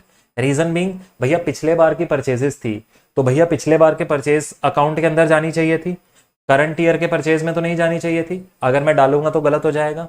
तो अब तुम्हारे दिल से क्या आवाज आती है, प्रायर पीरियड आइटम का अकाउंटिंग ट्रीटमेंट क्या होना चाहिए, बहुत सिंपल है, उसको इस तरीके से डिस्क्लोज करो, उसको इस तरीके से डिस्क्लोज करो ताकि उसका जो इंपैक्ट है पीएनएल पे वो क्लियरली पता लगे। ऐसा ही होना चाहिए ना। देखो खुद से पूछो, अगर तुम मान लो आईसीआई की जगह हो और तुम्हें एएस बनाना है तो तुम क्या बनाओगे, सर जो पिछले बार के आइटम्स हैं उनको अलग से दिखाइएगा, ताकि जो यूजर ऑफ फाइनेंशियल स्टेटमेंट है उसको समझ में आए कि भाई ये डिफरेंट है और वो डिफरेंट है, वो करंट पीरियड के हैं, ये प्रीवियस पीरियड्स के हैं। तो वही चीज यहां पर लिखी है। पहले डेफिनेशन आपको बता दिया, ये प्रीवियस पीरियड के एरर्स या ओमिशंस हैं जो इस पीरियड में आ रहे हैं। अकाउंटिंग ट्रीटमेंट दो तरीके से हम कर सकते हैं, बट डिस्क्लोजर हमेशा सेपरेट होते हैं, अभी बताता हूं। या तो हम इसको आइदर इंक्लूड कर सकते हैं, either they are included in determination of current year profit और लॉस, और they are adjusted after the determination of current year profit और लॉस। मतलब या तो आप इसको एक्सपेंसेस के साथ ही अदर एक्सपेंसेस वाला जो हेड होता है ना, यू रिमेंबर पीएनएल में अपन अदर एक्सपेंसेस लिखते थे, अगर आपके कुछ ऐसे हैं तो आप अदर एक्सपेंस में इंक्लूड कर सकते हो प्रायर पीरियड आइटम को। या अगर आपको लगता है नहीं सर मुझे तो फेस पे दिखाना है, या आपको लगता है नहीं मुझे तो फेस पे दिखाना है, मैं अदर एक्सपेंसेस में नहीं डालूंगा, तो तुम मत डालो। तुम पहले अपने पास करंट ईयर का पीबीटी निकाल लो, उसके बाद अलग से प्रायर पीरियड आइटम का एडजस्टमेंट का एक लाइन आइटम दिखा दो। तुम कर सकते हो दोनों तरीके से। लेकिन यहां पर एक चीज जो बहुत जरूरी रहती है वो ये रहती है, सर मैं प्रायर पीरियड आइटम्स का जो भी इंपैक्ट है, impact should be disclose separately. जो भी इंपैक्ट है that should be disclose separately, कि सर क्या इंपैक्ट आ रहा है उसका करंट ईयर प्रॉफिट्स पे। ठीक है, impact on current year profit it should be disclose separately. तुम उसका एडजस्टमेंट कहीं पर भी करो लेकिन उससे रिलेटेड डिस्क्लोजर बता देना कि भैया इसका इंपैक्ट करंट ईयर प्रॉफिट पे क्या आ रहा है। फॉर एग्जांपल ये करंट ईयर के मेरे प्रॉफिट्स को 10 लाख रुपए से कम कर रहा है, क्योंकि मैंने पिछली बार 10 लाख रुपए का एक्सपेंस ओमिट कर दिया था, तो उसके रिलेटेड आपको डिस्क्लोजर्स देने पड़ेंगे। सिंपल हो गई बात। जी हाँ सर जी, ये बात थी मेरे प्रायर पीरियड आइटम्स को लेकर। अगली बात आती है हमारे पास चेंज इन अकाउंटिंग पॉलिसी और अकाउंटिंग एस्टीमेट। बाबा अकाउंटिंग पॉलिसी वाली जो बात थी ना, AS1 में जो तुम्हें पढ़ाया है एज इज यहां पर कैरी फॉरवर्ड होता है। माने अकाउंटिंग पॉलिसी क्या होता है, accounting principle, specific accounting principles और method of applying those principles. क्या अकाउंटिंग पॉलिसी में कोई बदलाव आ सकता है, आ सकता है। कब आ सकता है, जब स्टैच्यू बोल दे, AS बोल दे, या बेटर प्रेजेंटेशन के लिए हो तो वो आ सकता है। यहां पर हमने वो तीनों पॉइंट्स आपके लिए डाल दिए। सर बदलाव आता है तो क्या मुझे डिस्क्लोजर्स करने पड़ते हैं, AS1 ने ही वो सारी बातें बोली हैं, इस AS ने नहीं बोली। वो कहता है AS1 की ही वहां पे मदद लो, क्या डिस्क्लोजर करना है कि अगर इंपैक्ट असर्टेनेबल है तो अमाउंट बताओ कितने का इंपैक्ट है, नॉन असर्टेनेबल है तो फैक्ट बताओ, और अगर फ्यूचर पीरियड्स को भी इंपैक्ट कर रहा है तो भी फैक्ट डिस्क्लोज करो। ये सारी बातें AS1 ने लिखी हुई हैं, हमने वो ऑलरेडी कर लिया है। यहां पर एडिशनली क्या लिखा गया है AS5 में, उन्होंने ये लिखा what would account as not a change in accounting policy. मतलब क्या, मतलब किस चीज को हम चेंज इन अकाउंटिंग पॉलिसी नहीं बोल सकते, वो ये रहा, not regarded as a change in accounting policy. दो चीजें आती हैं यहां पर, जब हम कोई पॉलिसी को फर्स्ट टाइम अडॉप्ट करते हैं, adoption of a policy for event and transactions that differ in substance from previously occurring event और ट्रांजैक्शन, या adoption of a policy for events और transactions that did not occur previously. तो दो चीजें यहां पर हमारी कवर होती हैं। इस पर एक बहुत हमारा जो फेमस इलस्ट्रेशन है वो हमारे मॉड्यूल में भी है, जिसमें 2 पार्ट्स उसने स्पेसिफिकली दे रखे हैं। वो याद है, ग्रेचुटी वाला और पेंशन वाला, हमारे मॉड्यूल में क्वेश्चन है इस पर। तो वो क्या बोलता है, कहता है भाई बात बिल्कुल सिंपल सी है, अगर मैं कोई पॉलिसी अडॉप्ट कर रहा हूं for certain events and transactions जो सब्सटैंशियली डिफरेंट हैं for events and transactions that have occurred before. जैसे वहां पर एग्जांपल क्या था, बड़ा फेमस सा अपने पास इलस्ट्रेशन है। वो कहता है आज से पहले तक मैं एडहॉक बेसिस पर ग्रेचुटी पे करता था, ग्रेचुटी जाती थी बट एडहॉक जाती थी, कोई ऐसा सेट नहीं था कि कैसे देनी है अपन ने ग्रेचुटी। अब मैं एक सिस्टमैटिक वे बना रहा हूं जिसके अंदर मैं बोलता हूं कि भैया जितना, अगर मिनिमम 5 साल उसने काम किया, फिर उसको 1 ईयर का salary payment for the number of years that he has worked, तो जो अपना प्रॉपर स्ट्रक्चर होता है ग्रेचुटी कैलकुलेशन में वो अडॉप्ट कर रहा हूं। नाउ आज से पहले तक एडहॉक दे रहा था, बिल्कुल डिफरेंट थे मेरे इवेंट, भैया मन किया दे दिया, नहीं मन किया किसी को ज्यादा किसी को कम, कोई ऐसा स्पेसिफिक नहीं था कि हमने देना ही देना है और कितना देना है। अब मैं प्रॉपर एक मॉडल अडॉप्ट कर रहा हूं, मैं कैसे कॉम्पिटिशन्स करूंगा, यस बहुत बढ़िया, एक्सग्रेशिया बेसिस पे पहले मिल जाता था, अब क्या है कि मैं एक प्रॉपर मॉडल अडॉप्ट कर रहा हूं। ये दोनों इवेंट्स आपस में बिल्कुल डिफरेंट हैं। This would not regard as a change in accounting policy, this is rather an adoption of accounting policy, कि मैं अब एक अकाउंटिंग पॉलिसी बना रहा हूं कि मैं प्रॉपरली अपने पास ग्रेचुटी का कैलकुलेशन करूंगा। तो ये अडॉप्शन ऑफ अकाउंटिंग पॉलिसी है, but change in accounting policy नहीं कहलाएगा, क्योंकि पहले वाला इवेंट और ये वाला इवेंट बिल्कुल डिफरेंट है। तो ये था पार्ट ए का एग्जाम्पल। पार्ट बी का एग्जाम्पल क्या था, याद करो अपने पास, आज से पहले तक मैं पेंशन देता ही नहीं था, there was no point as to कि मेरे को पेंशन देना है। आज मैं अपने पास एक पॉलिसी बना रहा हूं कि भाई मैं पेंशन भी दूंगा, तो वो क्या चीज हो गई कि आज से पहले ये इवेंट ट्रांजेक्शन अकर नहीं होते थे, अब अकर हो रहे हैं। तो बात अपने को समझ में आती है कि भाई ये क्या है, ये चेंज इन अकाउंटिंग पॉलिसी नहीं है, again this is an adoption of accounting policy. Simple सी बात है, ये तो पहली बार अकर होने आया ना इवेंट, ये आज से पहले थोड़ी ना था। So this is adoption of a policy for events and transaction that did not occur before. So ये चेंज इन अकाउंटिंग पॉलिसी नहीं कहलाएगा, ये चेंज इन अकाउंटिंग पॉलिसी नहीं कहलाएगा। चेंज इन अकाउंटिंग पॉलिसी का एग्जांपल बताओ। चलिए सर, अब यहां पर चेंज इन अकाउंटिंग पॉलिसी में एक और एग्जांपल अपने पास लिख कर रख लो, अगर काम, बेटा ऐसा हो सकता है पेपर में काम आ जाए। एक और एग्जांपल लिख कर रख लीजिए अपने पास, cost model to revaluation model, जो हमारे वो AS 10 में नहीं था, valuation of asset, valuation of PP, movement from cost model to revaluation model. एक और एग्जांपल लिख कर रख लीजिए चेंज इन अकाउंटिंग पॉलिसी का। सो अगर कहीं पर देने पड़े तो अपने कॉपीज में कहीं पर डाल लीजिए, ठीक है। चलिए, अकाउंटिंग डिस्क्लोजर्स बिल्कुल सेम है AS 1 वाले, वो हमें AS 1 से ही रेफर करने हैं, AS 5 उसकी कोई बात नहीं करता, वो भी कहता है सीधा AS 1 में लिखे गए हैं वहीं से ही करेंगे अगर अकाउंटिंग पॉलिसी में चेंज आता है तो। चलिए, अगली बात आती है चेंज इन अकाउंटिंग एस्टिमेट। अब जो बात है ना, जो तुम बोल रहे थे डेप्रीसिएशन का मेथड चेंज होगा, पहले प्रोविजन 2% का बनता था अब 4% पे बनेगा, ये सारी बातें यहां कवर होती हैं। मैंने प्रोविजन बनाया 2% का, बैड डेट आ गया 10% का, ये सब बातें एस्टिमेट में कवर होती हैं, ये सब चीजें पॉलिसी में नहीं कवर होती, ठीक है जी। हाँ sir ji, change in accounting estimate, estimate के लिए क्या बोलता है, बहुत सिंपल। देखो यार, एस्टिमेट्स क्या होते हैं पहले तो ये पता होना चाहिए, कोई स्पेसिफिक डेफिनेशन AS 5 में नहीं लिखी गई है एस्टिमेट्स को लेकर, जर्नल पार्लेंस में बात होती है एस्टिमेट्स की। हम क्या बोलते हैं एस्टिमेट्स के लिए, हम ये बोलते हैं भाई एस्टिमेट क्या होता है, it is just like a forecast which is based on my past data. So estimate is a forecast. अब फोरकास्ट में क्या बदलाव आ सकता है, 101% सर। देखो मैं तुम्हें एक सिंपल सा एग्जांपल देता हूं, तुम रिलेट करोगे। मैंने आज लेट सपोज मैंने फोरकास्ट देखा, मुझे सुबह निकलना है, मेरी फ्लाइट है, मैंने फोरकास्ट देखा, रेन फोरकास्ट कैसा है, मुझे उसने रात को दिखाया 20% चांसेस ऑफ रेनिंग है, और मैं सुबह उठा 4 बजे, मेरी फ्लाइट थी 8 बजे की, और 4 बजे देखा तो भयंकर बारिश हो रही है। मैंने कहा यार रात को तो देखा था 20% का एस्टिमेट था, सुबह उठा के देखा वहां आ रहा है 90% चांसेस ऑफ रेनिंग। अरे बाप रे बाप, एस्टिमेट रात रात में बदल गए। हाँ, बदल जाते हैं। उसी तरह अगर जैसे मेरे रेन फोरकास्ट, रेन एस्टिमेट्स बदल जाते हैं, मेरे अकाउंटिंग एस्टिमेट्स भी बदलते हैं। मेरे को अगर लगता है कि मैंने जो पहले फोरकास्ट किया था वो गलत था या इनअप्रोप्रिएट था, तो मैं री फोरकास्ट करता हूं, री एस्टिमेट करता हूं।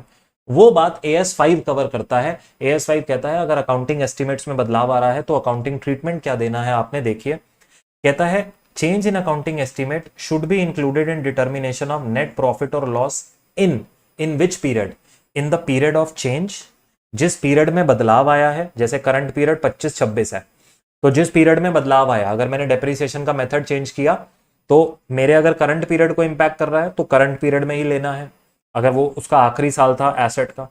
और it is accounted in the period of change and future periods. यहां से हमें क्या बात पता लगती है कि भैया अकाउंटिंग एस्टिमेट का जब भी चेंज आता है तो उसका इंपैक्ट कैसे लिया जाता है, रेट्रोस्पेक्टिवली, प्रोस्पेक्टिवली। हमेशा याद रखना प्रोस्पेक्टिवली होता है, यानी या तो सिर्फ करंट पीरियड में बदलाव आएगा, अगर if the change impacts current period only, if the change affects this period only, तो करंट पीरियड में बदलाव आएगा। But if the change impacts current and future period, तो दोनों पीरियड्स में चेंज आने वाला है।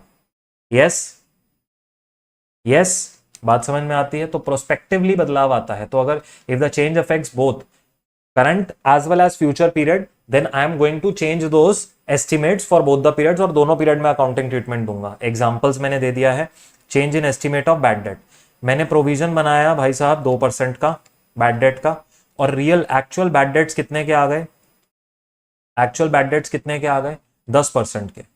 सर ये मेरे करंट पीरियड को इंपैक्ट करते हैं बस, ये मेरे करंट पीरियड को इंपैक्ट करते हैं बस। और अगर मैं मान लो पहले प्रोविजन बनाता था डेप्रीसिएशन का एसएलएम पर, और अब जो मैं अपने पास प्रोविजन बना रहा हूं वो बना रहा हूं रिटर्न डाउन वैल्यू मेथड पे, तो ये मेरे करंट पीरियड के पीएनएल को तो इंपैक्ट करेगा ही करेगा, साथ ही साथ फ्यूचर पीरियड के पीएनएल को भी इंपैक्ट करेगा। यस, वही चीज यहां लिखी है, the change affects both change in estimated useful life of depreciable asset. अच्छा चलो, मैंने यहां मेथड ऑफ डेप्रिसिएशन बोल दिया, ऊपर मैंने जो लिखा है change in estimated useful life, that is also same. पहले मैंने सोचा था एसेट 10 साल तक चलेगा, अब मेरे को पता लगा नहीं ये तो और 4 साल ही चलेगा नेक्स्ट ईयर में, जब मैंने देखा। It is also a change in accounting estimate. I hope आप लोगों को समझ में आया होगा। सो अकाउंटिंग ट्रीटमेंट क्या रहता है, हमेशा चेंज इन अकाउंटिंग एस्टिमेट का, अगर चेंज करंट पीरियड को इंपैक्ट कर रहा है तो सिर्फ current period, if it impacts current and future period तो करंट एंड फ्यूचर पीरियड। हमेशा चेंज इंपैक्ट प्रोस्पेक्टिवली ही होता है, कभी रेट्रोस्पेक्टिवली नहीं जाता अकाउंटिंग एस्टिमेट का जो इंपैक्ट होता है। चलिए आगे अपने पास लास्ट आती हैं एक्सेप्शनल आइटम्स।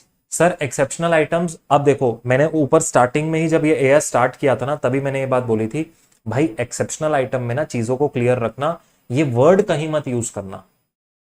इसलिए मैंने अपने पास क्या बोला है, ये मैंने पूरा मीनिंग ना डिटेल्ड वाला, जो एक्चुअली में आपने पेपर में लिख कर आना है, तुम अब चाहो तो इसको यहीं से लर्न कर लो, चाहो तो इसको यहीं से ही लर्न कर लो, वहां पॉइंटर वाइज मत लिखना, एक सिंगल पैराग्राफ में लिखना।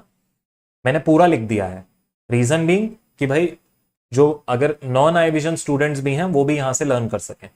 सो अगर एक्सेप्शनल आइटम का केस आता है तो आप उसको ये नहीं बोलेंगे this is an exceptional item, आप बोलेंगे as per AS5 net profit और loss for the period prior period item and change in accounting policy, income and expense from ordinary activities where income and expense of ordinary activities are of such nature, size या incidence, उसका ये कोई nature है या size इतना बड़ा है या इंसिडेंस जो उसका इंपैक्ट बिजनेस पे आ रहा है वो कुछ इस प्रकार है, that their disclosure is relevant to explain the performance, उसका जो डिस्क्लोजर है वो इतना जरूरी है ताकि हम अपनी जो परफॉर्मेंस, बिजनेस की परफॉर्मेंस है उसको एक्सप्लेन कर सकें, then the nature and amount of such item is to be disclosed separately.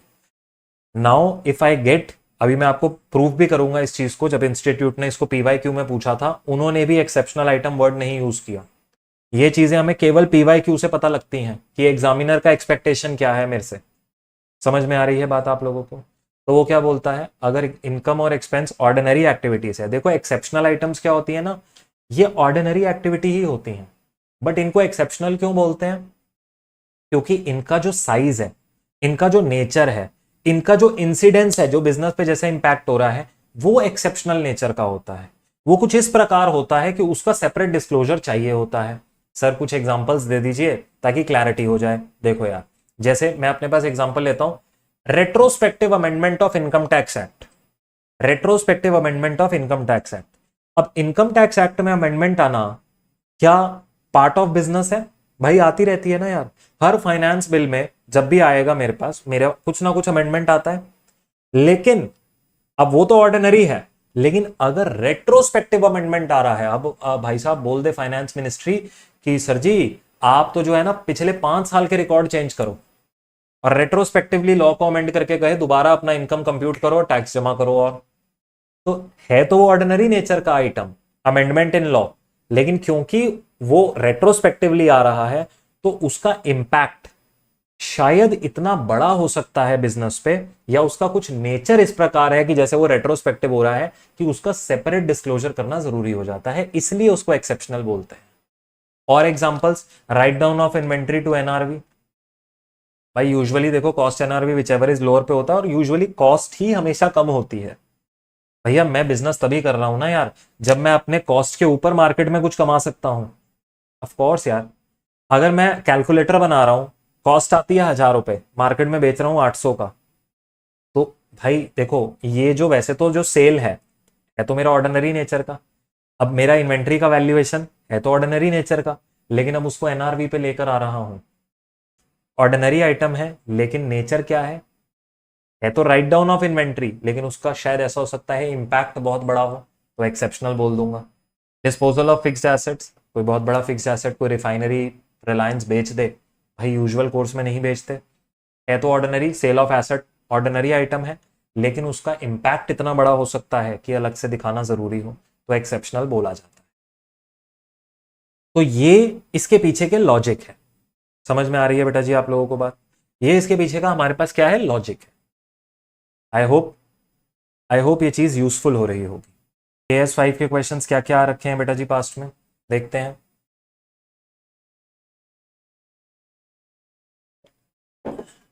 कहता है क्वेश्चन नंबर 1, नवंबर 2023 का सवाल है। अच्छा, जितने बच्चों ने ऑर्डर करना है ना, बुक को ऑर्डर कर लेना, सितंबर 25 वाले जो बच्चे हैं। अभी के लिए हमने क्या स्टार्ट किया है कि देखो अब तुम जैसे ही ऑर्डर करोगे अपने पास, तो इमीडिएटली कोर्स के अंदर आपको ई बुक भी मिल जाएगा, क्योंकि ऑब्वियसली अब टाइम कम हो रहा है ना, तो आपको ऐसा हो सकता है कि सर डिलीवरी पता नहीं कब तक आए, मेरे को कब तक मिलेगा बुक का एक्सेस, मैं कैसे क्वेश्चंस करूंगा। तो अब क्या है कि अगर आप अपने पास आई विजन प्रैक्टिस मैनुअल को ऑर्डर करते हो तो ई बुक का एक्सेस आपको ऑन द स्पॉट मिलता है। उसके बाद प्रिंटेड बुक तो आपके घर पे आएगी ही आएगी, वो आपके पास रहेगी पेपर्स तक, पेपर आपका जब आने वाला है उससे पहले पहुंच जाएगी। ये आपके पास ई बुक का एक्सेस आपको इमीडिएटली मिल जाएगा, तो वो कर सकते हो तो कर लो, ई बुक के थ्रू कर लेना तब तक। ठीक हो गई बात? जी हाँ sir ji. Accountant of Beryl Limited has asked you to identify the following items as change in accounting policy, change in accounting estimate, extraordinary item, prior period item and ordinary activity. अब देखो यहां पर इंस्टीट्यूट ने exceptional item लिखा नहीं लिखा। Exceptional item उन्होंने क्यों नहीं लिखा? क्योंकि एक्सेप्शनल आइटम जैसा कोई वर्ड ही नहीं है, उन्होंने अपनी किताब में भी नहीं यूज किया। अब जैसे बोलता है नॉन प्रोविजन, अब आप लोग बताएंगे, मैं नहीं बताऊंगा, ये आपका टेस्ट है, ओपन है आप लोगों के लिए live chat. Participate as much as possible, consider this your attempt, कि आपका ये एग्जाम है and you have to do this 5 marks का क्वेश्चन एग्जाम में। Non provision for salary already due in earlier year, ये क्या है सर? This is what? This is a prior period item. मैंने लास्ट ईयर प्रोविजन नहीं किया था सैलरी का, already due in earlier year था, अब करंट ईयर में आ रहा है तो प्रायर पीरियड आइटम होगा। Attachment of property of the enterprise, property attach हो गई एंटरप्राइज की, this is N extraordinary item. Attachment of property क्या ऑर्डिनरी नेचर में होती है, तुम्हारी प्रॉपर्टी अटैच हो जाती है। वैसे कोई कोर्ट में तुम्हारा केस चल रहा हो, कोर्ट ने अटैच करता रहता है प्रॉपर्टियां तुम्हारी, नहीं ना, ऑर्डिनरी नेचर नहीं है, एक्स्ट्रॉर्डनरी है। Introduction of a new pension scheme for employees, this is an ordinary item, this is what? an ordinary item, this is ordinary item लिखकर आप क्या बोल सकते हो? adoption of new accounting policy, bracket में adoption of new policy। अब institute ने यहां पर अपना सजेस्टेड इतना अच्छा नहीं रिलीज किया, उन्होंने जबकि बोला था कि ऐसे क्लासिफाई करो कि ये क्या है, तो भाई उन्होंने क्या लिखा? Introduction of new pension policy is not a change in accounting policy. पहले उनको लिखना चाहिए था it is an ordinary activity, bracket में लिखते this is an adoption of accounting policy, rather than giving कि this is not a change in accounting policy. हमने बोला है, तुम खुद ही कह रहे हो नहीं है, तो सीधा बोलो ना this is adoption of new accounting policy. चलो, change in reserve for obsolete inventory, मैंने एक ऑब्सोलेट इन्वेंट्री के लिए रिजर्व बनाया हुआ था, उसमें कोई बदलाव आ रहा है। Change in reserve for obsolete inventory, sir ये क्या है? एस्टीमेट का चेंज है, account change in accounting estimate, change in estimate आ रहा है ये। सेटलमेंट ऑफ लिटिगेशन केस, कोई लिटिगेशन केस था, उसका तुमने सेटलमेंट करवाया है, पैसा दिया होगा या जो भी है तुम्हारे पास। बताओ पॉइंट नंबर 5 क्या है? पॉइंट नंबर 5 क्या है sir? Settlement of litigation case. Very good, मेरे को लगा था अभी कोई ना कोई फंसेगी मछली और कहेगी ये एक्सेप्शनल आइटम है। सर लिटिगेशन केसेस नॉर्मली मेरे पास होते रहते हैं, उसका सेटलमेंट अगर मैं करवा रहा हूं, ऑर्डिनरी कोर्स के अंदर सेटलमेंट जाता है मेरे पास, क्या बोलेंगे हम इसको? है तो ऑर्डिनरी एक्टिविटी, बट इसका स्पेसिफिक डिस्क्लोजर या सेपरेट डिस्क्लोजर जो है हमारे को रिक्वायर्ड है। पॉइंटर नंबर 5 के अंदर इंस्टीट्यूट ने बोला क्या? It is an ordinary activity but requires a separate disclosure. ये तुमने अपने पास लिख कर आना है। जो एक्सेप्शनल आइटम लिख कर आया गलत, काटा लगेगा उसके इस पॉइंटर पे। फिर मत कहना कि सर गलती क्या हुई थी, ये हुई थी, हमने पीवाईक्यू नहीं देखे थे, हमने सिर्फ और सिर्फ अपनी आईसीआई मॉड्यूल पे ट्रस्ट किया और करके चले गए, और हुआ क्या? लास्ट में वही चीज हमारे लिए अगेंस्ट चली गई। Actual bad debts exceeds the provision, मेरे जो एक्चुअल बैड डेट्स हैं वो प्रोविजंस को एक्सीड कर रहे हैं। ये तो बहुत सिंपल है। यस सर, ये हमारे एस्टिमेट के बदलाव हैं जो मेरे एक्चुअल बैड डेट एक्सीड करते हैं प्रोविजंस को। This is change in accounting estimate. Legislative changes having long term retrospective application, again important, again important. अब यहां पर ये क्या है? बताओ बताओ, फिर से यहां पर कुछ मछलियां फंसेंगी।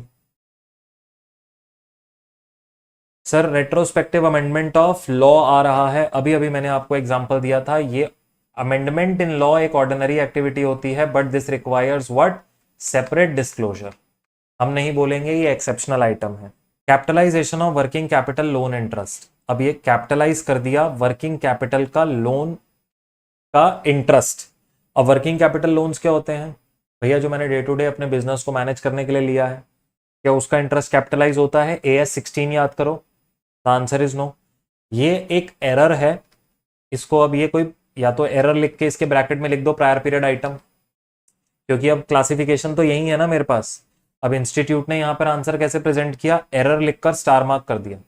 If it relates to previous period then it is to be considered as a prior period item. वही मैंने कहा ना, एरर लिख के ब्रैकेट में लिख दो प्रायर पीरियड आइटम, गलती है ये।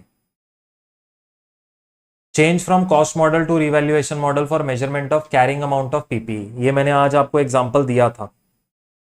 कॉस्ट मॉडल से रिवैल्यूएशन मॉडल पर जा रहा हूं, क्या बनेगा ये? Change in accounting policy. बहुत बढ़िया Dubey ji, change in policy है ये मेरे लिए। Very good. Pointer number 11, government sanctioned grant in current year for expenses incurred in previous accounting year. Government ने मेरे को ग्रांट सैंक्शन किया है। देखो, गवर्नमेंट का ग्रांट आना या उसका रिफंड होना, अगर तुम्हें AS याद आ रहा है, AS 12 में बताया था, रिसीट ऑफ ग्रांट या रिफंड ऑफ ग्रांट क्या होता है मेरे लिए? क्या होता है? Extraordinary item. बढ़िया, ये वहां से हमारे पास हमें नॉलेज आई थी, AS 12 में पढ़ाया था। अब इंस्टीट्यूट ने यहाँ पर दोनों आंसर करेक्ट बोले हैं। कहता है ordinary activity requiring separate disclosure, मतलब एक एंटिटी चाहे तो इसको एक्सेप्शनल आइटम बोल ले या एक्स्ट्रॉर्डनरी बोल ले, दोनों सही है। बट मैं बोलूंगा एक्स्ट्रॉर्डनरी के साथ जाना वो ज्यादा सही है। ग्रांट्स जो होती हैं, कभी ऑर्डिनरी कोर्स में ऐसा नहीं है कि मेरे को रोज ग्रांट मिल रही है, ऑर्डिनरी कोर्स में फ्रीक्वेंटली मिल रही है, ऐसा नहीं होता। वन टाइम इवेंट होता है किसी बिजनेस की लाइफ में कि उसको सरकार से ग्रांट आती है। ठीक हो गई जी बात? जी हाँ, जी हाँ, जी हाँ सर जी। तो इस तरीके के क्लासिफिकेशंस आप लोग अपने पास प्रैक्टिस करिए। साथ ही साथ और भी क्वेश्चंस आ रहे हैं, इन क्वेश्चंस को या तो इधर मॉड्यूल से कर लेना, पुराने क्वेश्चंस हैं हमारे पास, या फिर मतलब IPM से कर लेना, या फिर अपने पास क्या करना, खुद डाउनलोड करना PYQ। कम से कम 5 अटेम्प्ट तक तो जाओ ही जाओ पीछे, और उनके देख लो एक बार क्वेश्चंस। इसी के साथ AS 5 हमारा पूरा फिनिश। AS 5 फिनिश होता है मेरे नन्हे मुन्नो। AS 22 का रिवीजन करते हैं। 4 पार्ट्स में, 5 पार्ट्स में ब्रॉडली डिवाइडेड है। एक इंट्रोडक्शन है, वो मैंने इसलिए नहीं गिना था भैया, इंट्रोडक्शन का तुम पेपर में नहीं आना। ये 4 मेजर मेरे पार्ट्स हैं। रिकॉग्निशन को लेकर मेजरमेंट, टैक्स हॉलीडे और मैट। इसमें से भी अगर बात करूं तो मेजरमेंट एक इंपॉर्टेंट है मेरे लिए।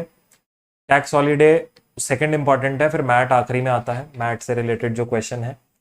पहले ये दो पार्ट जो है मेरे लिए मेजरमेंट और टैक्स हॉलीडे वाला, इन पर यूजुअली केस बन सकते हैं। AS22 अभी एक अटेम्प्ट पहले इंस्टीट्यूट ने केस सिनेरियो में डाला है।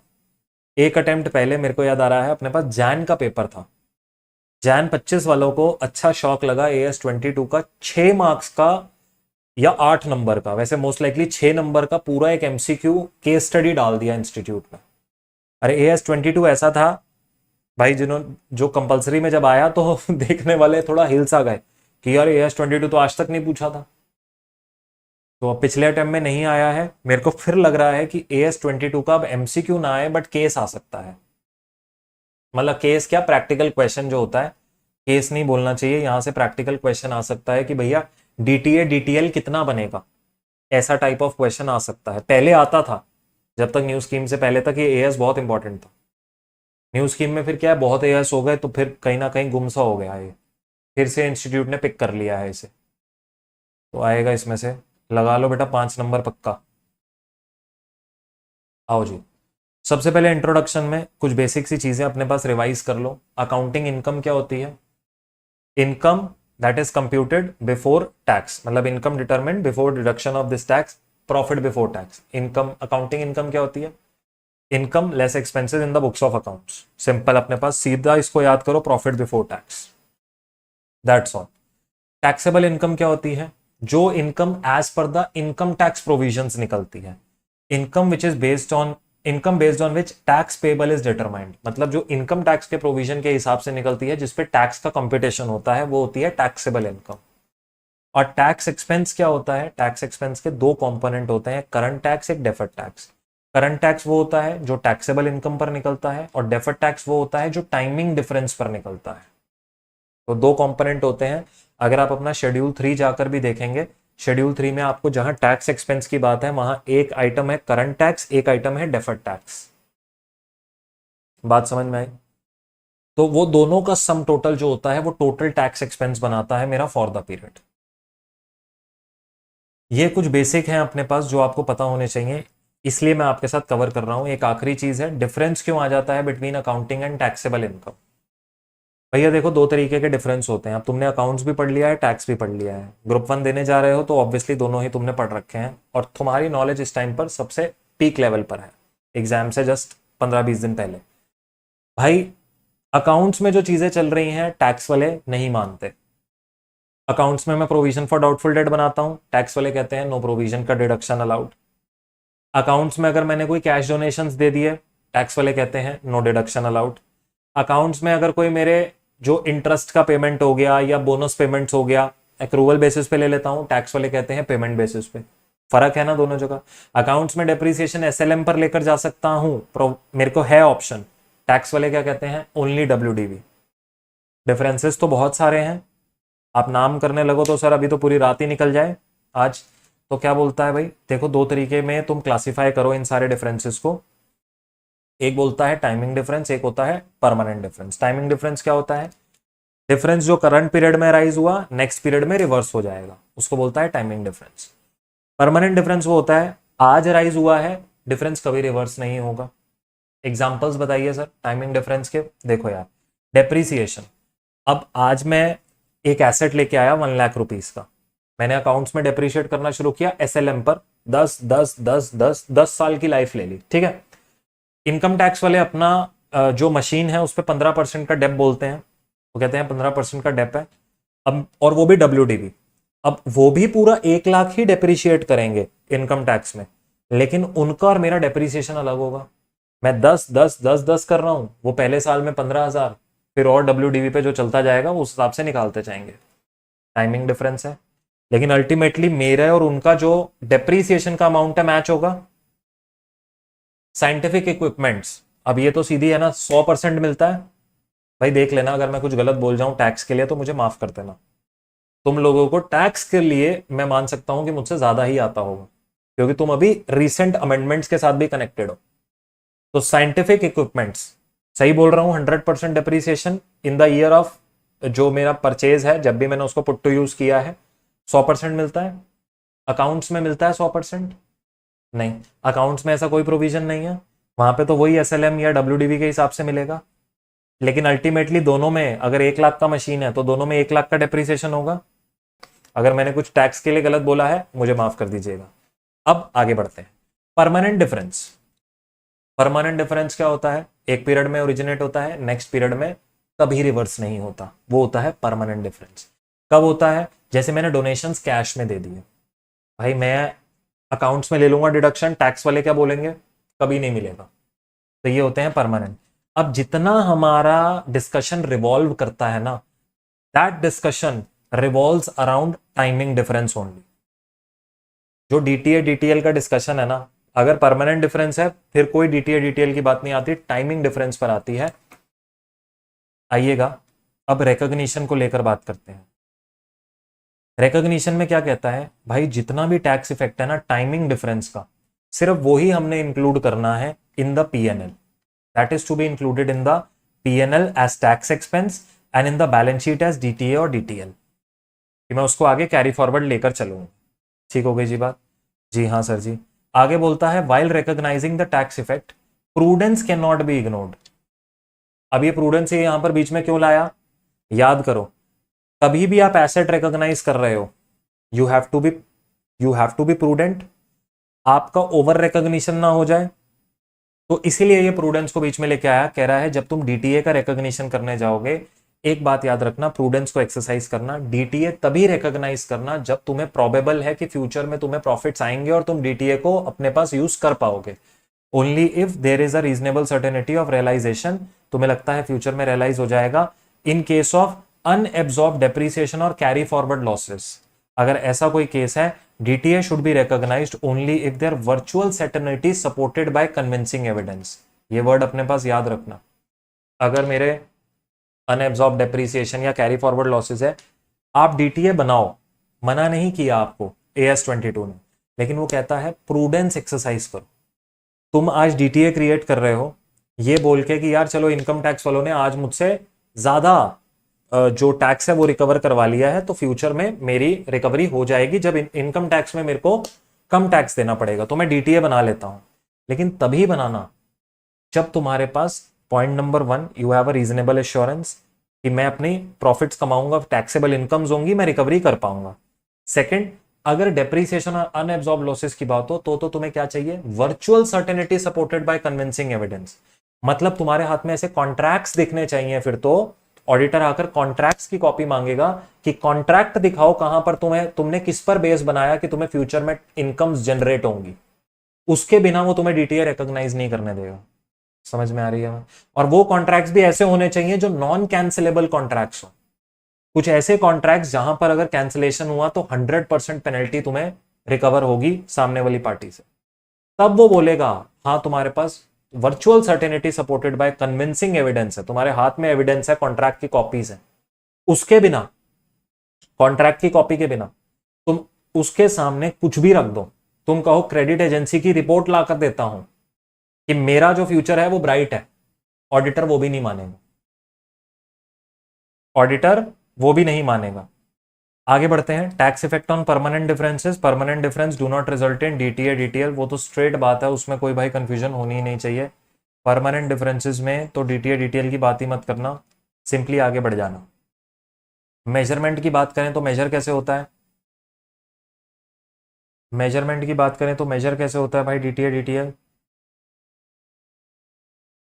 देखो यार, करंट टैक्स है that is measured at applicable tax rate and as per the tax laws that are there. मतलब जो भी, अगर मैं करंट टैक्स निकाल रहा हूं तो जो मेरे अभी इस टाइम पर एग्जिस्टिंग इनकम टैक्स के प्रोविजंस होंगे, इनकम टैक्स के टैक्स रेट्स होंगे, उस पर निकलेगा। और अगर मैं डेफर्ड टैक्स निकाल रहा हूं, again that is also measured at applicable tax rate and laws. लेकिन यहां पर एक बात और बोली गई है, यहां पर बोला गया है अगर कुछ अनाउंसमेंट्स आ रही हैं, कुछ इनैक्टमेंट्स आ रही हैं फ्यूचर में, एंड तुम्हारे पास उसका एक्चुअल मतलब तुम्हें पता है वो इनैक्ट होगा ही होगा, और उसके इनैक्टमेंट से कोई सब्सटैंशियल इफेक्ट आएगा तुम्हारे डीटीए डीटीएल की अमाउंट पे। जैसे मान लो कल को फाइनेंस मिनिस्ट्री बोल दे कि भाई जो ये अपना टैक्स रेट है ना कॉर्पोरेट्स के लिए 25% से 35% कर रहे हैं, 25 से 35, 10% का बढ़ा रहे हैं टैक्स, ऐसा अगर कोई अमेंडमेंट आ रहा है फाइनेंस बिल में, अब तुम्हें पता है ये इनैक्ट होगा ही होगा। भाई 1 अप्रैल से इनैक्ट होगा ही होगा, बजट आया फरवरी में, अप्रैल में इनैक्ट होगा ही होगा। तो अपने पास वो यहां पर ये बोलता है कि फिर जब तुम डीटीए डीटीएल बना रहे हो तो तुम, अगर तुम्हारे को लग रहा है कोई सब्सटेंशियल इफेक्ट आने वाला है विद दिस अपकमिंग इनैक्टमेंट, तो तुम अपने पास डीटीए डीटीएल जो होगा वो तुम अनाउंस्ड टैक्स रेट और टैक्स लॉस पर बनाना। समझ आ गई बात? जी हाँ, जी हाँ सर, समझ में आ गई है। और हमेशा याद रखना डीटीए डीटीएल कभी डिस्काउंट नहीं होते, they are never discounted, they are never discounted. क्यों ये बात हमें क्यों बोलनी पड़ती है? क्योंकि सर दिमाग में एक डाउट आता है कि यार मैं डीटीए डीटीएल आज बना रहा हूं लेकिन बन तो फ्यूचर के लिए रहा है ना, तो क्या मेरे को उसका डिस्काउंटिंग करना चाहिए? नहीं, डिस्काउंटिंग नहीं करना। चलिए अगली बात आती है टैक्स हॉलीडेज को लेकर। बहुत सिंपल है यार, टैक्स हॉलीडेज को लेकर क्या बोलता है एएस? कहता है देखो अगर तुम्हारा टाइमिंग डिफरेंस अराइज हो रहा है, अब टैक्स हॉलीडे समझते हो क्या होता है? अब तो तुम इनकम टैक्स पढ़ चुके हो, इनकम टैक्स में प्रोविजंस आते हैं, सेक्शन 80 के अंडर भी आते हैं, सेक्शन 10 के अंदर भी आते हैं, जहां वो कुछ कंपनीज को बोलते हैं कि इंडस्ट्रियल अंडरटेकिंग्स को कि अब तुमसे 5 साल 10 साल तक कोई टैक्स नहीं लेंगे, टैक्स फ्री होती हैं, स्पेशल इकोनॉमिक जोन्स में उनको प्लेसमेंट मिलता है। तो ऐसे ऐसे करके सरकार ने स्कीम्स बना रखी हैं। हाँ सर, अब अगर मेरा टाइमिंग डिफरेंस अराइज हुआ during the tax holiday period और वो रिवर्स हो रहा है during the tax holiday period, no DTA DTL shall be created. And if the timing difference arise during the tax holiday period but उसका reversal होगा after the tax holiday period, तो केवल उतने अमाउंट उतने timing difference पर मुझे DTA DTL बनाना है। So this thing DTA or DTL, deferred tax on timing difference that originates during tax holiday period but reverse during tax holiday period, DTA DTL not recognized. Reverse after tax holiday period, DTA DTL is recognized in the period in which it originates. Simple सी बात है। आज मेरे को depreciation का मान लेते हैं year 1, year 2, year 3, year 4, year 5। आज मुझे डेप्रीसिएशन को लेकर टैक्स लाइबिलिटी जो मतलब एक तरीके से डीटीएल जनरेट हो रहा है, there is a timing difference of 200 lakhs। Next year में there is a timing difference of let suppose 600 lakhs। और उसके बाद से जो मेरा ये टाइमिंग डिफरेंस है ये रिवर्स होने लगेगा। मतलब पहले पीरियड्स में मुझे इनकम टैक्स में ज्यादा डेप्रीसिएशन मिल गया तो मैंने अपने पास डेफर्ड टैक्स लाइबिलिटी बनानी है, लेकिन आगे ये रिवर्स होने लगेगा। कैसे? 50 लाख ईच का, 50 लाख ईच का रिवर्सल होने लगेगा। हमेशा ऐसे चलता जाएगा ओवर द लाइफ। लेकिन मेरा टैक्स हॉलीडे कहां तक है? 5th पीरियड तक। तो अब जब मैं यहाँ पे मान लो मेरा टैक्स रेट आता है 30%, तो अब जब मैं यहाँ पे 200 lakhs का डीटीएल देख रहा हूं और रिवर्सल देख रहा हूं कि 50 50 50 यानी 150 का टोटल रिवर्सल भी आ रहा है। मैं इसको रिवर्सल के लिए नेगेटिव लिख देता हूं सो दैट आपको क्लियर हो कि ये रिवर्सल है। सो मुझे दिख रहा है रिवर्सल भी आ रहा है, तो मैं फर्स्ट ईयर में कितने टाइमिंग डिफरेंस पर अपना डीटीएल बनाऊंगा? 200 माइनस 150, मैं केवल 50 पर अपना डीटीएल बनाऊंगा। 200 माइनस 150, मैं केवल 50 पर अपना डीटीएल बनाऊंगा इनटू 30% कर कर यहां पर मैंने क्या करना है? 15 लाख का अपना डीटीएल बनाना है। नेक्स्ट पीरियड में तो क्या है? नेक्स्ट पीरियड में तो मेरा पूरा, क्योंकि मैं कवरेज कर चुका हूं तो पूरा 600 लाख का 30% कर लूंगा मैं अपने पास, और मेरा उस पर पूरा डीटीएल बनेगा ही बनेगा। कितना हो गया भाई? 180 लाख। तो नेक्स्ट ईयर में 180 लाख का बनेगा। लेकिन यहाँ पॉइंटर हमने क्या समझना था, जो समझ लिया कि timing difference arise during tax holiday period and it gets reverse during tax holiday period, उस पर कोई डीटीएल नहीं बनता। जो रिवर्स हो रहा है 6th पीरियड, 7th पीरियड और after the tax holiday period, उसके लिए हम डीटीएल बनाएंगे और उसका रिवर्सल भी दिखाएंगे जिस पीरियड में वो रिवर्स हो रहा है। जी सर। लास्ट पॉइंट हमारा मैट का लेकर आता है। एक छोटी सी इलस्ट्रेशन है इसके ऊपर, इलस्ट्रेशन 3 या 4 है आपके मॉड्यूल में, उस इलस्ट्रेशन को सॉल्व करना। मैट क्या है? Minimum alternate tax. सरकार का बनाया गया प्रोविजन है कि अगर आपका जो टैक्स अमाउंट पेबल है वो लेस देन मैट है तो आपको मैट डिपॉजिट करना पड़ेगा, और मैट का क्रेडिट भी मिलता है। तो वो सब बातें आपकी इनकम टैक्स में आती हैं। शायद आपके ये इनकम टैक्स का कवरेज इंटर लेवल पर नहीं है मैट का, शायद। आई डोंट नो अबाउट अभी लेटेस्ट न्यू स्कीम में इंक्लूजन कितना आया है, बट जब तक हम लोग पढ़ रहे थे तब तक मैट के प्रोविजंस आते थे फाइनल लेवल पर, और इंटरनेशनल टैक्सेशंस भी फाइनल लेवल पर थी। सो मैट इसलिए मैं आपको ओवरव्यू दे रहा हूं कि शायद आपने नहीं पढ़ रखा। मैट तुम जानते हो, मिनिमम अल्टरनेट टैक्स, बैकग्राउंड देने की भी जरूरत नहीं है। यहाँ पर सिंपल सी बात बोलता है, payment under section 115 JB is considered as current tax. MAT का जो भी पेमेंट होगा उसको आप करंट टैक्स मानेंगे। यानी जब आप, इसका कहने का मतलब क्या है, जब आप शेड्यूल 3 में जाएंगे, वहां जब टैक्स एक्सपेंस निकालेंगे तो टैक्स एक्सपेंस में जो करंट टैक्स और साथ में आप ऐड करेंगे डेफर्ड टैक्स, तो करंट टैक्स के अंदर इस मैट को इंक्लूड रखना। तो अलग से उन्होंने अपने पास ये चीज तुम्हें बता दिया है, it is to be considered as a part of current tax. DTA and DTL is always measured using the regular tax rates and not the tax rates that are being mentioned under 115 JB। मतलब mat rates पे नहीं निकलेगा, regular tax rates पर निकलेगा। ठीक हो गई जी बात? ठीक हो गई जी बात? मैट पर यार बहुत सिंपल सा एक इलस्ट्रेशन है, वो अपने पास कर लोगे तो तुम्हारा यहाँ से रिवीजन हो जाएगा। कोई बहुत बड़ा टॉपिक उन्होंने मैट का यहाँ इंक्लूड नहीं कर रखा। वो सिंपली ये बोलते हैं, अगर तुम्हारा मान लो जो टैक्स पेबल आ रहा है वो 10 आ रहा है और मैट जो आ रहा है तुम्हारा 15 आ रहा है, तो तुम्हें कितना टैक्स डिपॉजिट करना पड़ेगा? जो तुम्हारा टैक्स पेबल बनेगा वो कितना होगा? करंट टैक्स तुम लिखोगे 15, मतलब तुम्हें कम से कम ये डिपॉजिट करना ही करना है। अगर ये कम है, जो तुम्हारा टैक्स पेबल आ रहा है एज पर इनकम टैक्स, वो करना है। अच्छा मान लो अगर यही टैक्स तुम्हारा आ जाए 30 और मैट आ रहा है 15, तो तुम कितना डिपॉजिट करोगे? 30। मतलब अगर ये कम होता है तो ये तो करना ही है, अगर ये टैक्स से कम है फिर तो ठीक है, इतना तो तुमने मिनिमम देना है ना, इतना तो तुम उससे ज्यादा ही दे रहे हो, काम खत्म। बाकी करंट टैक्स आ गया, डेफर्ड टैक्स यहाँ पे तुम अलग से और ऐड करके दिखा दोगे जो जो पॉइंट्स का होगा, तो तुम्हारा टोटल टैक्स निकल आएगा यहाँ पे। खलास। अब सितंबर 24 वालों को यहां पर एक क्वेश्चन आया था, PYQ का क्वेश्चन है।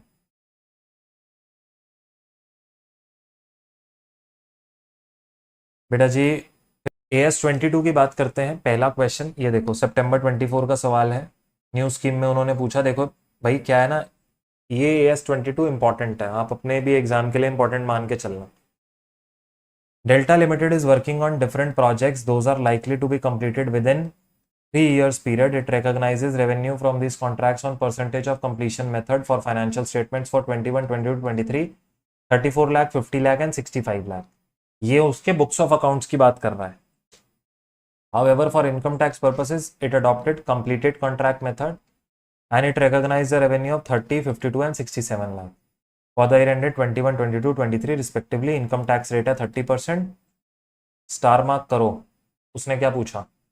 Compute the amount of deferred tax asset and liability. यहां तक आप क्या बोलोगे? सर ये तो ICI मॉड्यूल का क्वेश्चन है, इसमें क्या नया पूछ लिया इंस्टीट्यूट ने? अगला पॉइंट पढ़ो, and also the total tax expense for the year, for each year, for the year ending 31 मार्च 21, 22, 23 आपको अपने पास टोटल टैक्स एक्सपेंस निकालना है। बाबा उन्होंने क्वेश्चन बदल दिया, उन्होंने एक्सटेंड कर दिया। अगर 5 नंबर के लिए पूछा तो उन्होंने कहा चलो चेक कर लेते हैं कॉमन सेंस बच्चे की, क्योंकि ये जो पहला वाला पार्ट था ये तो हर बच्चा शायद इलस्ट्रेशन से पढ़कर आएगा। सेकंड वाला पार्ट वो होगा जहां अगर उसने अंडरस्टैंडिंग लिया होगा तभी सॉल्व कर पाएगा। इस चीज का रट्टा नहीं लगा होगा तुम्हारी क्लास में, ये इंस्टीट्यूट को पता था। तो याद रखना, जो तुम पेपर लिखने जा रहे हो ना, जो इलस्ट्रेशन ICI मॉड्यूल में है वो अज्यूम करके चल रहे हैं तुम्हें आती है, तो वो उसके ऊपर हमेशा एक तड़का जरूर लगाएंगे हर क्वेश्चन में। पेपर वो ही पास कर पाएगा जिसके पास कॉन्सेप्चुअल नॉलेज होगी। जिसने सिर्फ इलस्ट्रेशन रटी है 101% वो भी यही लेकर चल रहे हैं कि अगर इलस्ट्रेशन रट कर आ रहे हो तो जरा एक बार फिर से पढ़कर आना। ये चीज मान के चलना, एडवांस्ड अकाउंटिंग का लेवल इतना इजी नहीं है। चलिए सर, यहां पर अब रिकॉग्निशन कैसे है? देखिए मेरी अकाउंटिंग इनकम में 34 लाख, 50 लाख एंड 65 लाख है, और मेरे टैक्सेबल इनकम में कितना है? 30 लाख, 52 और 67। फर्स्ट ईयर में मैंने अपने पास ज्यादा इनकम रिकॉग्नाइज करी, लेकिन टैक्स वालों ने कम रिकॉग्नाइज करी, तो मैंने मतलब कम इनकम टैक्स पे करवाया होगा, मतलब मेरी फ्यूचर में लायबिलिटी जनरेट होगी ज्यादा इनकम टैक्स देने की। आज मैं कम दे रहा हूं लेकिन फ्यूचर में मुझे देना पड़ेगा, फ्यूचर में मुझे देना पड़ेगा। बच्चा कह रहा है सर आपने ये एक्स्ट्रा पॉइंट भी करवाया है क्लास में, हाय दिल जीत लेते हो जब तुम ये बात याद करके बताते हो ना कि हाँ ये अपन पहले ही कर चुके हैं रेगुलर बैच में, तो दिल जीत लेते हो। मेरे को लगा था कि शायद तुम्हें ना याद हो, कि मैंने इसकी जर्नल एंट्रीज भी लिखवाई थी, इसका स्टैंडर्ड पीएनएल भी बनवाया हुआ है आपके नोट्स में कि डीटीए बनेगा तो प्लस माइनस क्या होगा, डीटीएल बनेगा और उसका रिवर्सल होगा तो प्लस माइनस क्या होगा। वो सब चीजें हैं आपके नोट्स में ऑलरेडी इंक्लूडेड, कि अगर इंस्टीट्यूट घुमाए भी तो तुम घूमो ना। अच्छी बात है यार, मतलब पढ़ रहे हो, खुशी है मुझे इस बात की कि पढ़ रहे हो तुम। सर अब इन दोनों का डिफरेंस कितना है? 4 लाख का टाइमिंग डिफरेंस है। बैलेंस कितना है? 4 लाख का। क्या बनेगा? लाइबिलिटी बनेगी 4 लाख का 30% विच इज 1,20,000 और ये मेरा क्लोजिंग बैलेंस है। सो दिस इज बैलेंस। वो ये क्या दिखा रहा है तुम्हें? ये वो तुम्हें ये दिखा रहा है कि भाई ये जो डेफर्ड टैक्स बनाया है ये पीएनएल को इंपैक्ट करने वाला आइटम है और ये जो बैलेंस बनाया है ये तुम्हारे बैलेंस शीट में रिफ्लेक्ट हो रहा होगा। वो तुम्हें ये दिखाना चाह रहा है। 2022 में क्या होगा? इनकम अकाउंट्स की 50 लाख और इसकी 52। अब यहां याद रखना, जो जो ये रिवर्सल आया ना, जो अब पलट गई है गेम, अब अकाउंटिंग इनकम कम है और टैक्सेबल इनकम ज्यादा है, इससे डीटीए मत बना देना। कई बच्चे इसको कहते हैं this is creation of DTA, same item से रिलेटेड है जिसके लिए पीछे डीटीएल बना है, तो this is reversal of DTL. तो इस चीज को याद रखना, this is reversal of DTL. तो भाई ये तुम्हारा रिवर्सल ऑफ डीटीएल गया है, 2 लाख नेगेटिव आया है। बैलेंस कितना बच गया टाइमिंग डिफरेंस में? 2 लाख।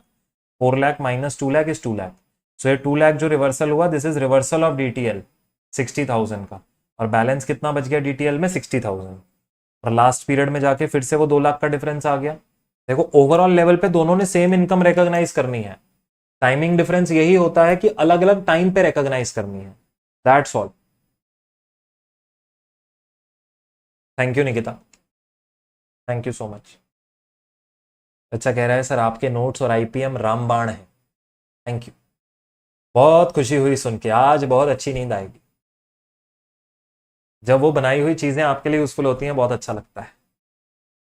अब 65 और 65 और 67 लाख में अगेन 2 लाख का डिफरेंस है। Again this is reversal. देखो टोटल 4 लाख का बना था ना डिफरेंस, टोटल 4 लाख रिवर्स होना ही था। 2 लाख यहां हुआ, 2 लाख यहां हुआ, रिवर्सल हुआ, बैलेंस जीरो हो गया। अगेन 60,000 का रिवर्सल है डेफर्ड टैक्स एसेट का, डीटीएल रिवर्सल, और साथ ही साथ अपने पास लाइबिलिटी अब बैलेंस शीट में जीरो हो जाएगी। अब उन्होंने क्या पूछा? टैक्स एक्सपेंस बताओ for the year. Now guys remember जब हम डीटीएल बनाते हैं जर्नल एंट्री क्या होती है? पीएनएल या tax expense account debit to DTL, और जब डीटीएल रिवर्स होता है तो जर्नल एंट्री क्या होती है? DTL to tax expense. तो अपने पास ये जर्नल एंट्रीज के थ्रू चला करो। अगर मैंने डीटीएल का इधर क्रिएशन किया 1,20,000, इससे मेरा टैक्स एक्सपेंस बढ़ेगा, तो प्लस माइनस जो तुम तुक्केबाजी अक्कड़ बक्कड़ बम्बे वो करते हो वो मत करो, जर्नल एंट्रीज पर जाओ, ठीक है। सो यहां पर मैंने लिखा डेफर्ड टैक्स, यहां करंट टैक्स, डीटीएल क्रिएट हुआ, टैक्स एक्सपेंस में ऐड होगा, टैक्स एक्सपेंस टू डीटीएल की एंट्री होती है। Tax expense is based on taxable income, strictly on taxable income, 30 lakh का 30%, दोनों का सम टोटल किया ये आया। और रिवर्सल ऑफ डीटीएल का एंट्री क्या होगा? DTL to PNL, PNL credit हो रहा है, एक्सपेंस कम हो रहा है, तो ये देखो नेगेटिव लिखा हूं। अगेन 52 लाख के ऊपर मेरा 30% किया, 15 लाख 60, मेरा टोटल टैक्स एक्सपेंस आएगा 15 लाख। अब यहां पर इंस्टीट्यूट एक और गेम खेल सकते हैं तुम्हारे साथ। क्या गेम खेल सकते हैं? अगला भी तुम कर लोगे।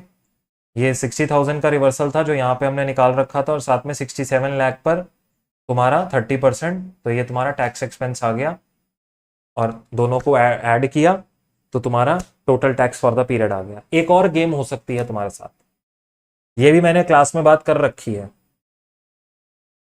वो तुमसे थर्ड चीज पूछ सकते हैं, what is the tax paid for 21, 22, 23। Third game क्या है?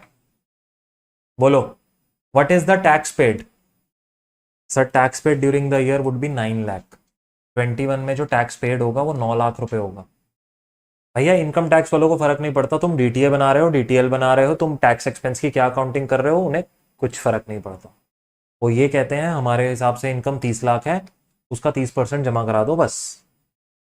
तुम जो मर्जी खेल खेलते रहो अकाउंट्स में, जो तुम्हारे अकाउंट्स वाले सर कह रहे हैं करते रहो, डीटीए डीटीएल जो बनाना है बनाते रहो। इनकम टैक्स वाले कह रहे हैं हमें कोई फर्क नहीं पड़ता, हमने जो इनकम बता दी ना 52 लाख, उसका 30% डिपॉजिट हो जाना चाहिए। ये एक तीसरी चीज आ सकती है।